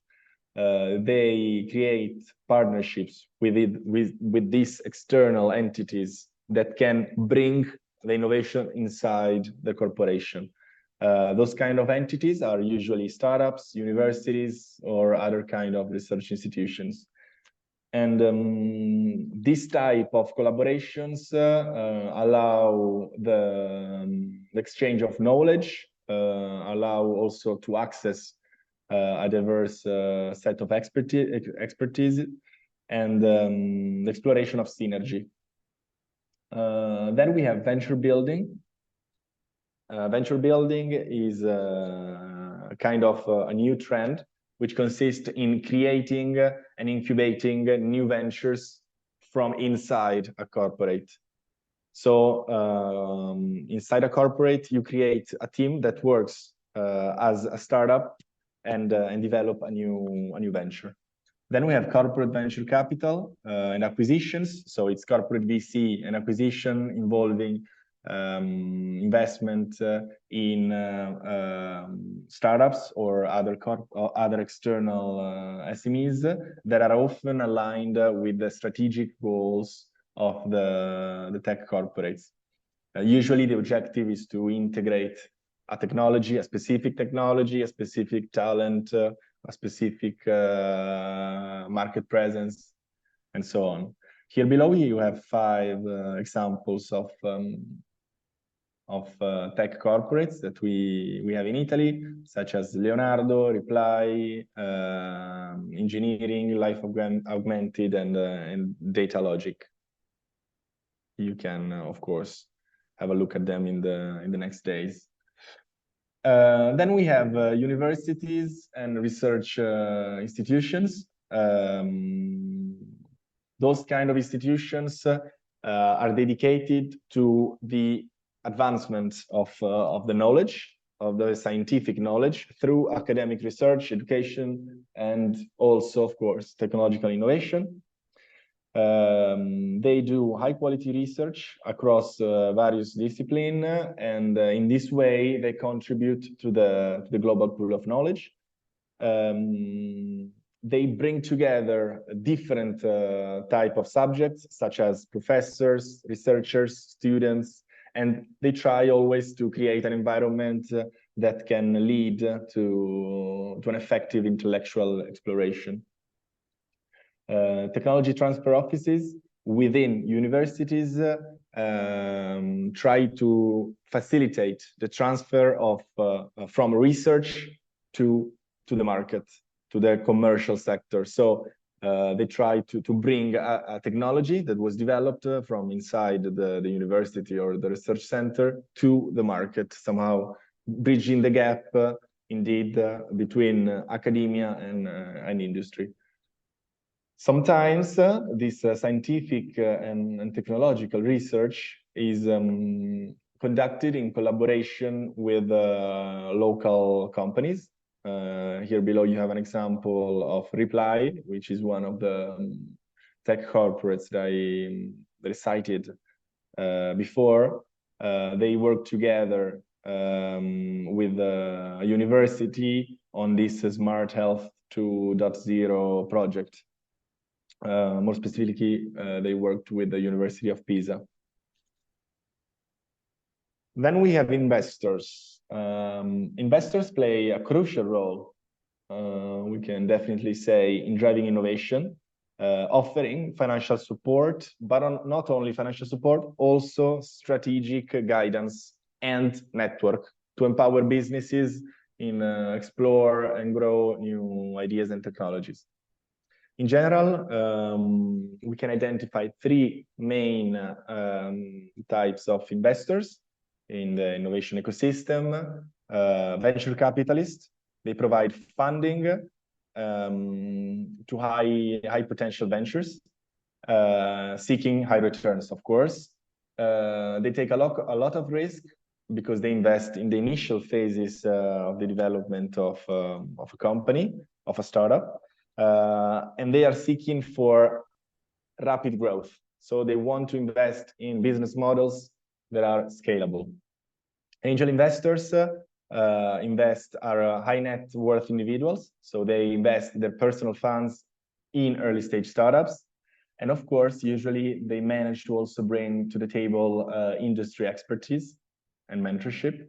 And finally, as I also told you about a few moments ago, also corporates invest. So a corporation can be seen as an investor, as they actually do corporate venture capital or acquisition. And they usually provide resources, markets, and distribution channels.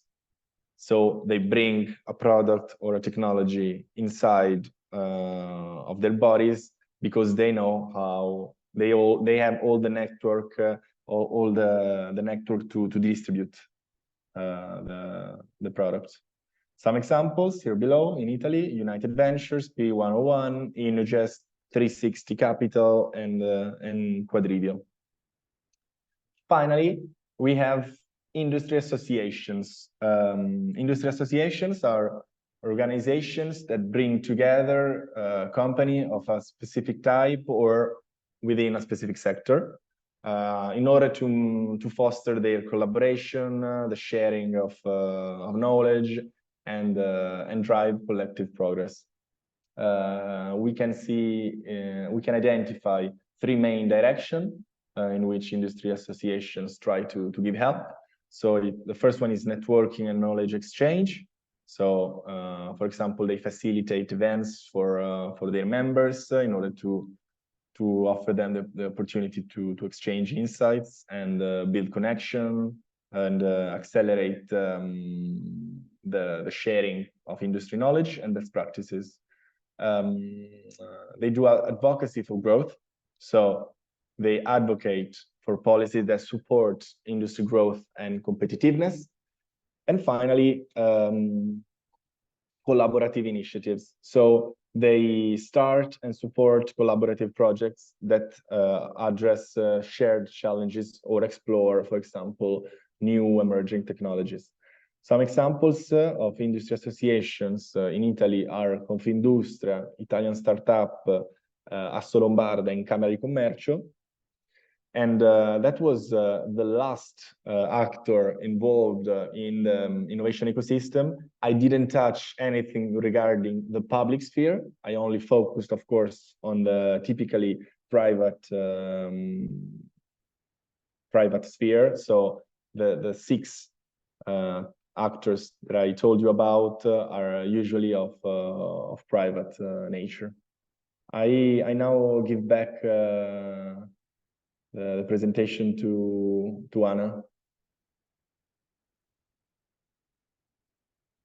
So maybe I stop sharing. Yes, please, and I will do the share. Can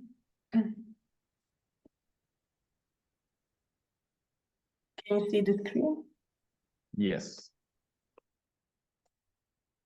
Okay, excellent. Okay, and now when you've heard about different options and types of also the associations and entrepreneurships, we will talk a bit about the business planning and also about business model canvas. The bigger focus will be placed on the business model canvas, but I will just go into a couple of different basic information about business planning as well. So I don't know if all of you are aware about all or both of these terms or not, but there is quite a big difference between business model and business plan. So when we are talking about business model, we actually want to get outside, we want to talk to our customers, we want to focus more on the input received in this validation, and you have to start lean, so you have to start small and then build up a prototype and develop it also according to the input received in the validation. And it often happens that it drives you or goes in the direction of the change of initial assumptions in order to fulfill customer needs. Because the things that we see or perceive as important might not be so important at this moment or in this stage, also for the customers or for the end users. Or sometimes it para la empresa, a veces no detectamos qué otros problemas afrontan. Answers is actually directly in the communication, and it's a continuous. Va a ser muy importante tener en cuenta las respuestas, mantener esa comunicación. No es algo puntual en un solo lugar, sino hay que aplicar todo esto al modelo de negocios. Por otro lado, a la derecha tenemos el plan de negocios. Stay inside and the kind of do a library research. It's about focusing on the output to create the presentation of how your business looks like and how you will present it also to investors. And you have to spend big in a sense that you know now what you need to do, and you need to create all the steps and processes and also involve all the streams and resources to build up the product or the service. And the last one, in the business modeling, we are questioning whether our model is good or not and how to improve it. And in the and in the business planning, we actually fortify our initial assumptions with the confirmed data. So we are searching for the statistics or other sources of the information which help us to fortify the assumptions. Utilizamos la información que recabamos para reforzar nuestra posición, lo que habíamos dado por supuesto. Un modelo de negocios trata de cómo la empresa crea, diversifica y captura el valor. Se trata más del destino, del pensamiento creativo y de la dirección que le damos a nuestro negocio. Por otra parte, cuando hablamos del plan de negocios, pues aquí podemos decir que se trata más de los objetivos de nuestra empresa o de nuestro negocio y de cómo lograrlos. Es como un mapa o un GPS.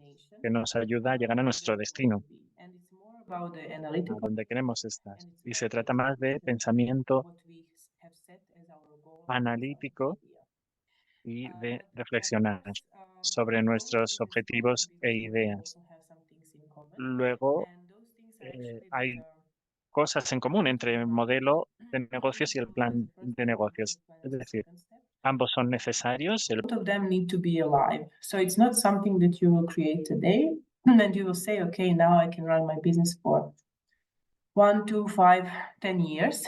It doesn't go like that. It's not a static document. It's a very ongoing research all the time, and you have to adjust it. You have to do regular updates and be able to understand what you have written already, and also what are the changes on the market and how you need to adopt the business plan and business model in your case. And also in both actually options, you have to be in contact with customers and you have to be testing the assumptions. In the segment of business modeling, it's about whether the idea is in the first place very tempting and interesting for the customers. And later, when you start with the business planning, you have to again contact customers in order to see and evaluate whether they are still satisfied with the service, with the product, what are the things that they are experiencing on their customer journey, and whether you can improve these things. So concerning the business plan, it's something that normally people think in a segment of getting a loan or maybe getting some funding from the government, from the, for example, program of rural development, etc., etc. But actually, a business plan is a document, a well-written document that contains a lot of detailed analysis of the investment in the business and also a kind of future results, what you want to get with your business, and different solutions and risks that you might have on this path to final results.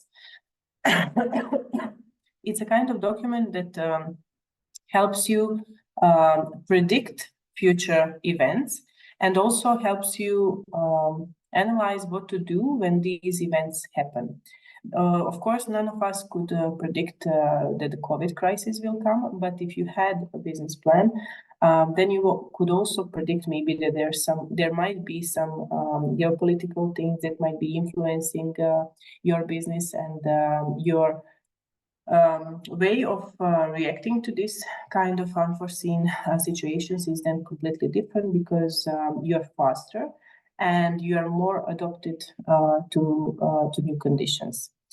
I always say that there is no project and there is no business without risks, and the risks are always happening.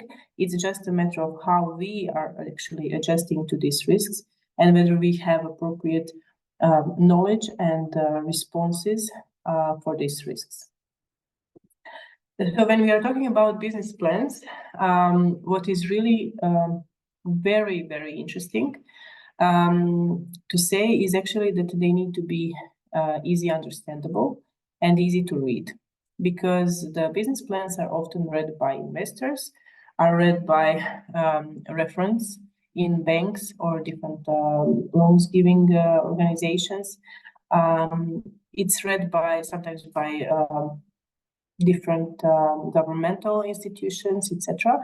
And they might not be the experts in this field. So you need to make sure that the information that they read are really the information that they can really understand in order to help you develop the business further. Also, another thing is that it has to be oriented towards the market and not only about towards the technology or the capacity of the entrepreneurs. Because at the end of the day, the investors, these kind of, let's say, very crucial elements of business are focused on the market and are focused on the profitability of your business or making the return on investment from their side. Another important aspect is actually concerning the assessment of the impact of competition, because sometimes we can do a lot of different analyses and budgeting and all sorts of the elements, of the analysis, but we forget about the competition. What is the current status? Who are the competitors? Why these competitors are better or worse?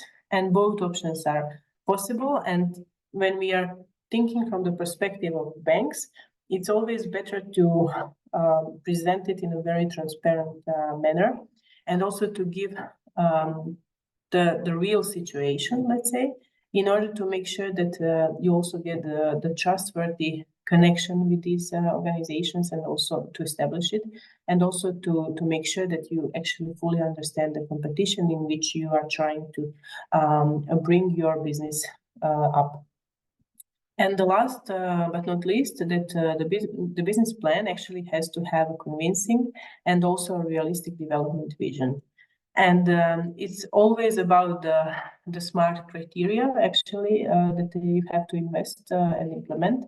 The vision and the goal should be there, but you also have to think from the perspective of the resources that you have, and also from the market that you are trying to get to. So both of these are important in developing actually a realistic vision. When we are talking about a business plan, I think this graph is very interesting because it gives you a very good overview of how it is set up, and also how often it should actually be updated or created or modified. Because, for example, we always start with mission and vision. And mission is something that's kind of timeless. It's a reason for existence of the company, why we are doing it. So what's the ultimate mission of our company? After that, we need to detect what is the vision. And the vision is something that is more like 5 to 10 years time frame. And it's more about a picture of a successful future of our business in the future. Where do we see ourselves in 5 years or 10 years time? So we are not changing it on a daily basis or on a monthly basis. It's something a long term. On the other side, we need to set up a very concrete, realistic goals, which are also kind of long-term, because they are mostly from 2 or 3 to 5 years period. And within goals, we set up concrete major objectives. And those major objectives are actually short-term, because they are created annually, so every year, and it's also a bit of connected with the departments that you have in your company, or if it is a micro company, then of course you are kind of composing all the departments in one, but still you have to have concrete objectives that you want to reach by the end of the year, or that you want to create by the end of the year. And then when we have set objectives that we want to reach, we need to focus on the strategies, the tactics, etc., etc. So we have to divide the bigger objectives into smaller tasks. And those kind of things are done either on a quarterly basis or on a monthly or daily basis. It depends from the company size, on the company operational structure, etc. But the thing is that you have to adopt in this segment to the situations on the market, to the governmental changes, it's your financial capacity, etc., etc. Within the business plan, we need to include different kinds of information. And this is a kind of, let's say, a big overview of what needs to be there. First, it's about an entrepreneur, who the entrepreneur is, and it's about the company. And when we are talking about the startups, then a special focus should be on the entrepreneur itself, because then with the entrepreneur, we want to showcase that there are skills and different competencies that this entrepreneur can bring in order to make the business idea actually successful. And when we are talking about companies that are existing for numerous years, then we need to also showcase what are the advantages and the good things about the company in the previous period. It's also about the presentation or the pitch of products and services that we have been offering already for the existing company, or that we will be offering with the new startup. It's about sources of financing, because we need to close the circle of financing, whether it's from your own sources, whether it's from the public funding, whether it's from any other type of financing, but it needs to be sorted out completely. And then, of course, it's about the market and competition. So what is the market size, market share? Who are the competitors? How are you planning to compete on this market? It's also about setting up the prices of your products or services, setting up the marketing strategy, how to access this market, and also, of course, about assessment of income and expenses in the previous period, but also for the future period. And it's not often, it's always said with a reason that the theme is equally important as the business idea, because you also in the business plan need to actually elaborate who are parts of the management team and their experiences, skills, etc., etc. Why? Well, it's at the end, it's about people, and it's about the persistence of the leader, but also of the supporting team that is working on the business idea. And we could say that if we need to summarize everything briefly, when we need to prepare the business plan, you need to follow these kind of 10 basic principles. First of all, you need to clearly identify a real market need. So what is the problem of the market? And also know your business, in a sense, whether, so what are the statistics, let's say, of your business, especially if it's a long existing company. After that, you need to understand your target audience, and the stakeholder mapping is something that is often being made in order to also fully understand what are the issues and how to approach each of these stakeholder groups. Because one stakeholder group might be different than others, and you have to approach them differently. It's also about a lot of research, as I have mentioned in the first slides. Business plan is about library research and fortifying initial assumptions. So you have to do a lot of research, and you have to have statistics that are going in the direction of your business. What is very crucial is that you also know the purpose of the business and the business idea, and that is clearly explained. And what really captures the attention of the reviewers is actually the executive summary, because you will have a business plan that is created maybe on 80 pages or 150 pages. It really depends on the company size and what you want to present. But with the executive summary, you actually want to present everything or all the crucial data and information in a small number of pages. Sometimes it can be 1 or 2 pages, or maybe maximum 5 pages. But in these 5 pages, you really summarize everything that is relevant. And then if they want to have more information, of course, they will find it in the business plan in a longer version. About business planning, what is still quite important is the evidence of competency, because I can say a lot of things, but at the end of the day, it's about the reference points, it's about the previous experiences, and other things that can really fortify your business idea and you as an entrepreneur. And you have to be a kind of positive, in a sense that you know what you are doing, and that you have a clear niche, that you are specialized in what you plan to do. So these are the things that are very important when doing the business planning. And so I wanted to give you a brief overview of this, because there is quite a big difference between the business plan and business model.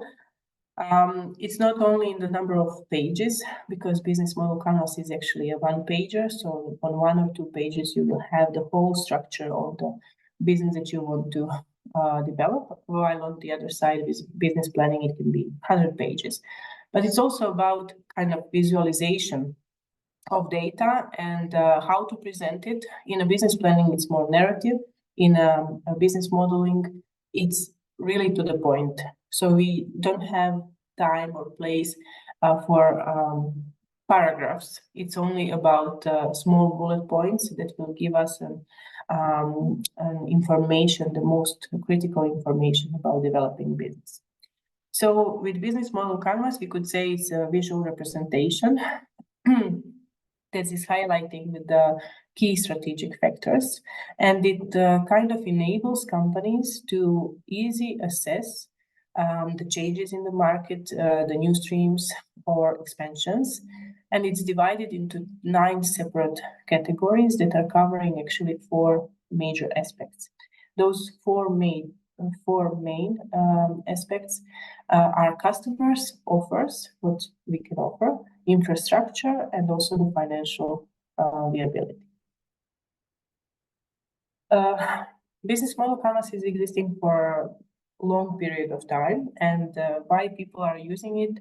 Well, I would say that those 4 explain it very clearly. Because it is time efficient and flexible, so if there is some kind of change, you can easily adopt, and also it's you will not need a month to develop it, you will need maybe 1 or 2 days to develop it. It's about risk identification, because in this one pager, you can easily see how things are connected and what can affect each other. It's also about the value-centered approach, because the unique selling proposition is something that is in the center of the business model canvas. And in that segment, we always need to think from that perspective. And it's self-intuitive. So it guides you actually through the whole process of a business. So when we are taking a closer look at different categories, you can see over here actually who our partners. Can you see the mouse going or not? Yes. Yes. Yes. Excellent. Yes, So yes. we see the key partners that we need in our process, and then also the key activities and resources that are required to create some product or services.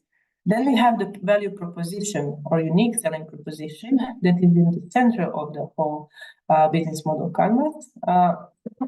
And I will explain each of these elements in the following slide, but now just to give you a brief overview. So this is the diamond of our business. So this is the difference between us and everyone else on the market. And then on the other side of the business model canvas, we actually have the customer relationships and customer segments. So who are our customers and how to approach them? And then at the bottom, but not less important, it's about what costs do we have and how we will get to the revenue streams. And now I will actually explain each of the categories. Let me just, yeah, you can see it, right? Concerning the key partners, that's the first element, because we actually need to identify the key partners that we need in order to conduct the business in the first place. I'm sure that you will think, okay, but maybe I can do it on my own. Nope. It's regardless of the business or the sector, you always need to have partners who will help you in the process. It's not necessarily partners in a sense of business partners that you are sharing your shares of business, but it's more in a sense of a network of suppliers or other groups of partners who complement each other and help you actually create the value proposition. The partnerships can also be categorized as strategic alliances or joint ventures or other types of business relationships. And Federico was also explaining a bit about this, so I will not go into details. But what is really crucial is that when you are doing business model canvas, you actually need just one paper and then you need to answer on different questions. And in this presentation, I actually try to give you the list of these questions, or at least the starting point of these questions, based on which you will get to the answers for the whole business. So concerning the key partners, we want to know actually who would you like to have as your ideal partners, suppliers or collaborators. It's also about why they would like to work with us and why we would like to work with them. So what value do we bring for them? Also, what is their relation to our business? So how much they affect our business, and also who influences our customers. So it's all these questions that are quite important if we want to analyze who are our partners. Sometimes it can be research institutions. It can also be suppliers. It can be even NGOs or governmental institutions or advisors, or it can be a lot of things. So it's for each business to develop on its own. But those are the questions. After that, we focus on the key activities. So when we know with whom we want to work, we want to analyze what activities we need to make or conduct in order to create the value proposition. We said that we are value-centered, and we put the unique selling proposition in the middle of our canvas. So we want to actually know what are the most important processes that need to occur in our business so that the business model is effective and is generating profit and business success. These key activities will often coincide with revenue streams, and you can actually get to this answer by answering those questions. So first of all, how do we produce our offerings? So how to create it? What competencies and key activities do we need? And also, does our value chain make full use of our competencies? So are we fully using the potential that we have with the activities that we do, and also with the key partners that we have in our team, or there are still places for optimization? The next one is actually key resources. So we need to make sure that we have all the resources that are required to actually make the final product or the service.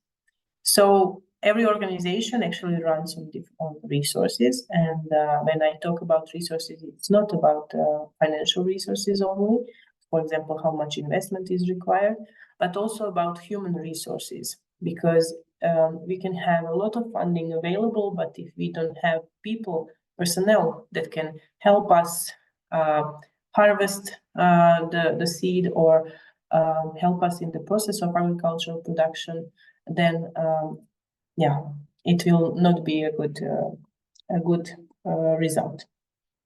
Then we also have physical resources. So if we are investing in the equipment, or if we are investing in purchasing new spaces, offices, etc., so it's physical investment and the intellectual property, because especially in the segment of organic seed and seed production and plant breeding, we need to take into account intellectual property as well, and whether all this is covered. So we need to actually answer the following questions. So what are the key resources that we need? What distribution channels are we using, or we should be using? What is the customer relationship, and the connection of key resources with the revenue streams? So that comes from the perspective of what we need in the first place. And then at the center, the value proposition. So the value proposition is actually the sum of its various products and services, or actually what is it that is unique factor that makes this business better than other businesses. It's the value a company promises to deliver to customers if they choose to buy their product or services. And this division of value proposition can be either quantitative or qualitative. quantitative is something that can be very easily counted. For example, this product is cheaper than the other one, or for example, the speed, or I don't know, it's different elements, but it's something that can be really measured.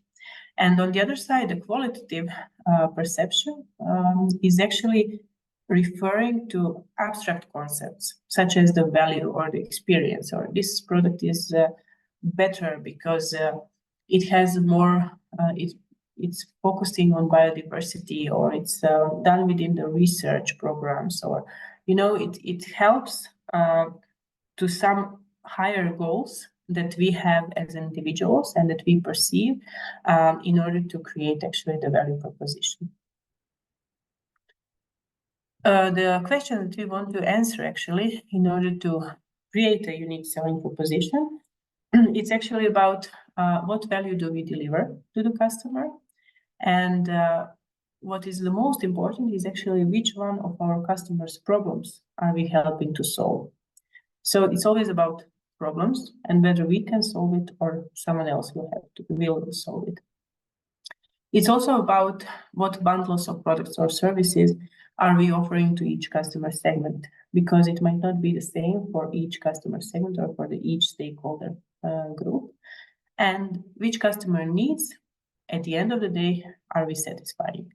Sometimes it's about the performance, or it's about the design, or it's about price, cost reduction, risk reduction, etc., etc. But we need to, first of all, make sure that our business has it, then that we can clearly communicate about it, and then that actually the customer really sees it as a unique selling proposition.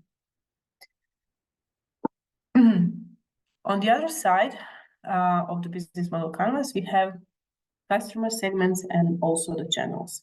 So from the perspective of the customer relationship, it's about creating and managing the relationship with each customer. It's about either, for example, we go in the direction of the personal assistance, so that they have a personal approach, individual approach, or the customer service. Or it's about communities. So the business models where these communities bring people of shared interest together and help facilitate different actions in this sector. It's about maybe the co-creation when the client also has a direct hand in the form of creating the product or the service. So it goes more in the direction of the individual approach. So in each segment, it's quite important to understand what kind of relationship a customer is expecting and whether we can deliver it or not. When we are talking about agricultural production, we could see it from different surveys that we have conducted, and I have also participated in the last 10 years, that customers always want to receive a backup when they are purchasing something. So they want to have someone who they can contact or call and ask for additional questions if they have more questions about how to apply it, or how to use it properly, how to optimize the use of this product or service, etc., etc. And the questions that we actually want to address in this segment is actually what type of relationships they expect from us, which ones have been already established and which ones still needs to be implemented. And it's also about how these customer relationships are integrated with the rest of our business model. Because sometimes we can think, okay, there might be a bit of more optimization that can be happening for the specific stakeholder group, but at the end of the day, this is in collision with the rest of the business modeling for our case, and can give us a significant costs that we cannot still cover with the market share if we apply this optimization. So at the end of the day, you have to still figure out whether this customer relationship model or optimization is really a good thing for your business or not. Furthermore, we need to focus on the channels because the channels is actually the medium through which an organization provides its value proposition to its customer segment. And we have in basic two channels. So first of all, it's company-owned channels, for example, storefronts, so your own stores. And on the other side, we have partner channels, such as distributors. And for each one of these categories, we actually need to check with the SWOT analysis, which is a better option. And the questions that we want to address is actually, how are we reaching them now? What channels actually our customer segments are using? What is the most cost effective? Because again, it can be interesting for the optimization, but not cost effective. And it's also about how we try to connect with our customers, whether we receive feedback from them. The feedback is one of the very important elements in having a long-term successful business, because it's not a critic, it's a way of improvement for your company, and that you get actually for free. So try to see whether you have these kind of channels where you try to collect also the information from the other side. The customer segment, there is a lot of information over here, but you will also get the presentation, so I will not go into details. But what we want to actually to see is how to organize it. Whether we are focusing more on the mass market, so it's a wide pool of potential customers, whether we are more focused on a niche market, so highly specific needs and unique threats. Whether it's segmented, so you will see on the next slide what are the segmentation steps, or it could be the diversity or the multi-sided platform market where we serve customers who have a relationship with each other. So it's a lot of different options, and often it is the case that we have a couple of these in place. And also for some service or product, it might be, for example, the niche market, and for the other part of your service, it could also be, for example, the segmented market that you use. When we are talking about the segmentation of the customers, those are actually the main categories that there are. So we are talking from the perspective of demographic segmentation. For example, it can be the gender, age, occupation, household income, etc.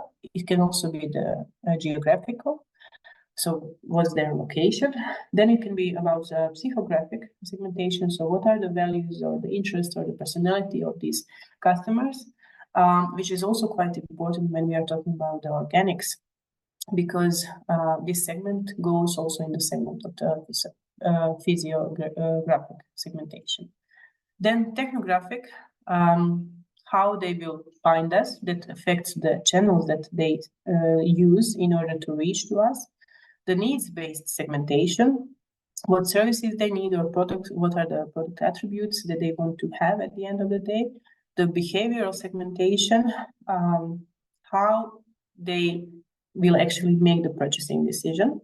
And the value-based segmentation, the customer satisfaction scores. So what is their perception of our service and product, whether they would also give us 5 stars.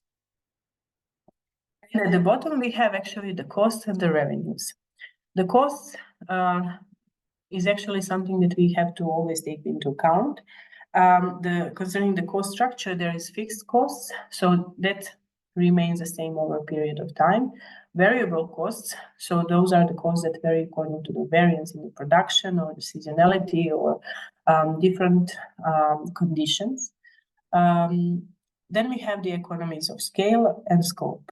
So that goes in the direction of the cost decrease as production increases, for example, or the costs are decreased by investing in businesses related to our core products. So we expand and we diversify the scope of our services. What is really important is actually that all costs are identified and then also listed on the canvas, so that we have also visual representation of them. And this is something that often takes quite some time to do it, because in first day we will figure out some costs, and the other day we will figure out a couple of more, and then after 5 days you will still figure out that you have not included all the costs. So it is very important to write down everything that you remember of, so that you are sure that you have enough money actually to do the business on a daily basis. And then concerning the revenues, it's the way that we will capture all the efforts and actually gain profit from these efforts. Again, it's a lot of different types of revenue streams, from the asset sale, usage fee, subscription fee, etc. Not all of these can, of course, apply for the organic seed and production planning breeding sector, but at the end of the day, it's important to figure out from the existing revenue models which ones you can apply, or it can also be that not only one revenue model applies, but a couple of them. But the thing is that we want to answer the questions how to do the revenue, and also what the customer is willing to pay for. So that is the most important, whether they will make the paying decision or not. And that's actually it concerning the business model canvas. And now I give floor to Federico. Thank you, Anna. I will be super brief, and I will introduce. Can you see my screen? Yes. Yes. Okay. I will only present this slide, and then I will leave the rest for the document we will share, so that you can better deepen this topic if you're interested. What is right now Anna explained to you the business model canvas. All the elements explained for the business model canvas are internal to the company. The business model environment map is a tool that is useful, is helpful to map some forces that are outside, around the business model of the company. So external factor. As you can see, we have 4 types of forces. We have the industry forces, the key trends, the macroeconomic forces, and the market forces. The objective is to immerse into the business model design space and prepare the exploration of new and innovative business model. So in this way, if you also consider industry forces, market forces, macroeconomic forces, and key trends, you can develop a more tangible business model, and you can understand also what's around your business. In the next slides, if I manage, okay, I will not deepen on those, but you have a lot of questions that you are supposed to ask yourself if you want to deepen industry forces, then market forces, about the market, the needs, the demand, the revenue, about key trends, technological, regulatory, socioeconomic, social, cultural, and also macroeconomic forces. So global market condition, capital market, raw materials, economic infrastructure, etc. That's all. We were a little bit late, so I'm sorry if we couldn't deepen this last topic, but it was very interesting and a pleasure to have the possibility to present today. Thank you very much, Anna Maria and Federico. I would like, we have 3 minutes more, and I would like to share with you 3 questions that we had in the chat. And I ask you please to answer very, very briefly, okay? I am going to launch the 3 of them, and you can answer what you want or what you know.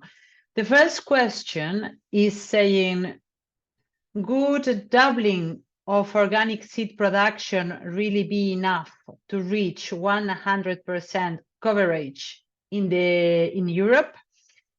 because in previous years, also taking into account the growth rates of organic agriculture in the EU, it was estimated that seed production would have to be multiplied by 6.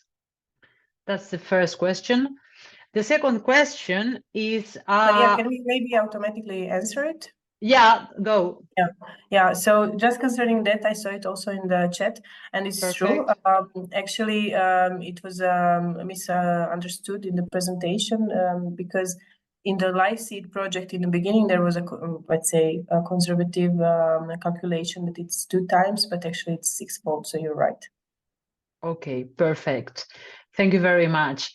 The second question is, are there social finance or social and solidarity funding mechanisms at the European scale? For example, long-term financial investment with low interest rates? Yes, I can answer this very briefly. You will have the chance to hear from Fondazione Social Venture Giordano dell'Amore, which is an Italian actor focusing on impact investing. Impact investing is it means that the capital these actors invest in companies is more patient than other types of capital. It means that they don't want to have a return, let's say, in 4, 5, 6 years, but they are able to wait for a longer time, and they also only want to get lower rates compared to normal one. Sometimes they are also okay only with having no rates, so just the money back in case, because they of course want the social impact, so they also consider that. And yes, you will hear a lot more from Fondazione Social Venture Giordano dell'Amore. This foundation is going to be with us tomorrow morning. Okay, tomorrow. Yes. And the last question, how it can affect funding by corporations that do not really share objectives on agroecology, but use this funding strategy to improve their image in society, so greenwashing? Usually in that case, I answer briefly, maybe Anna can add something. In those cases, it's not useful for the company to invest in equity. If they want to do greenwashing or something like that, they usually give grants, allocate money in a different way, because for them, being invested in a company, it's always a cost, because then they maybe they are in the board, or somehow they have to control and see how the investment is going. So it's I don't think it's something that will happen. Yeah, maybe just to add, because we can see often that, for example, specific sectors like IT sector is also investing nowadays also in agricultural production because they also want to support the biodiversity segments, but that is a specific and completely new sector that they are developing, you know, and they're not doing it just because of the greenwashing, but because of the different, let's say, different reasons. But they need to take it into account that it's a lot of costs that are associated, and that it is not so easy as maybe some other sectors. So I would agree with Federico actually on this one. Okay, thank you very much, Ana Maria and Federico, for your excellent presentation. It was very useful to better understand the entrepreneurship ecosystem, the tools to help entrepreneurial activities, how to develop a Canvas business model and business plan, what are the impacts of those business models, and how to apply all of these tools to the organic seed and breeding sector. So we come now to the end. So it's 1:03. We come to the end to today's session. We hope you found it interesting and useful. As you know, we will publish the recording on the YouTube channel and the PowerPoint presentations in our website. We will send all the links in a specific email.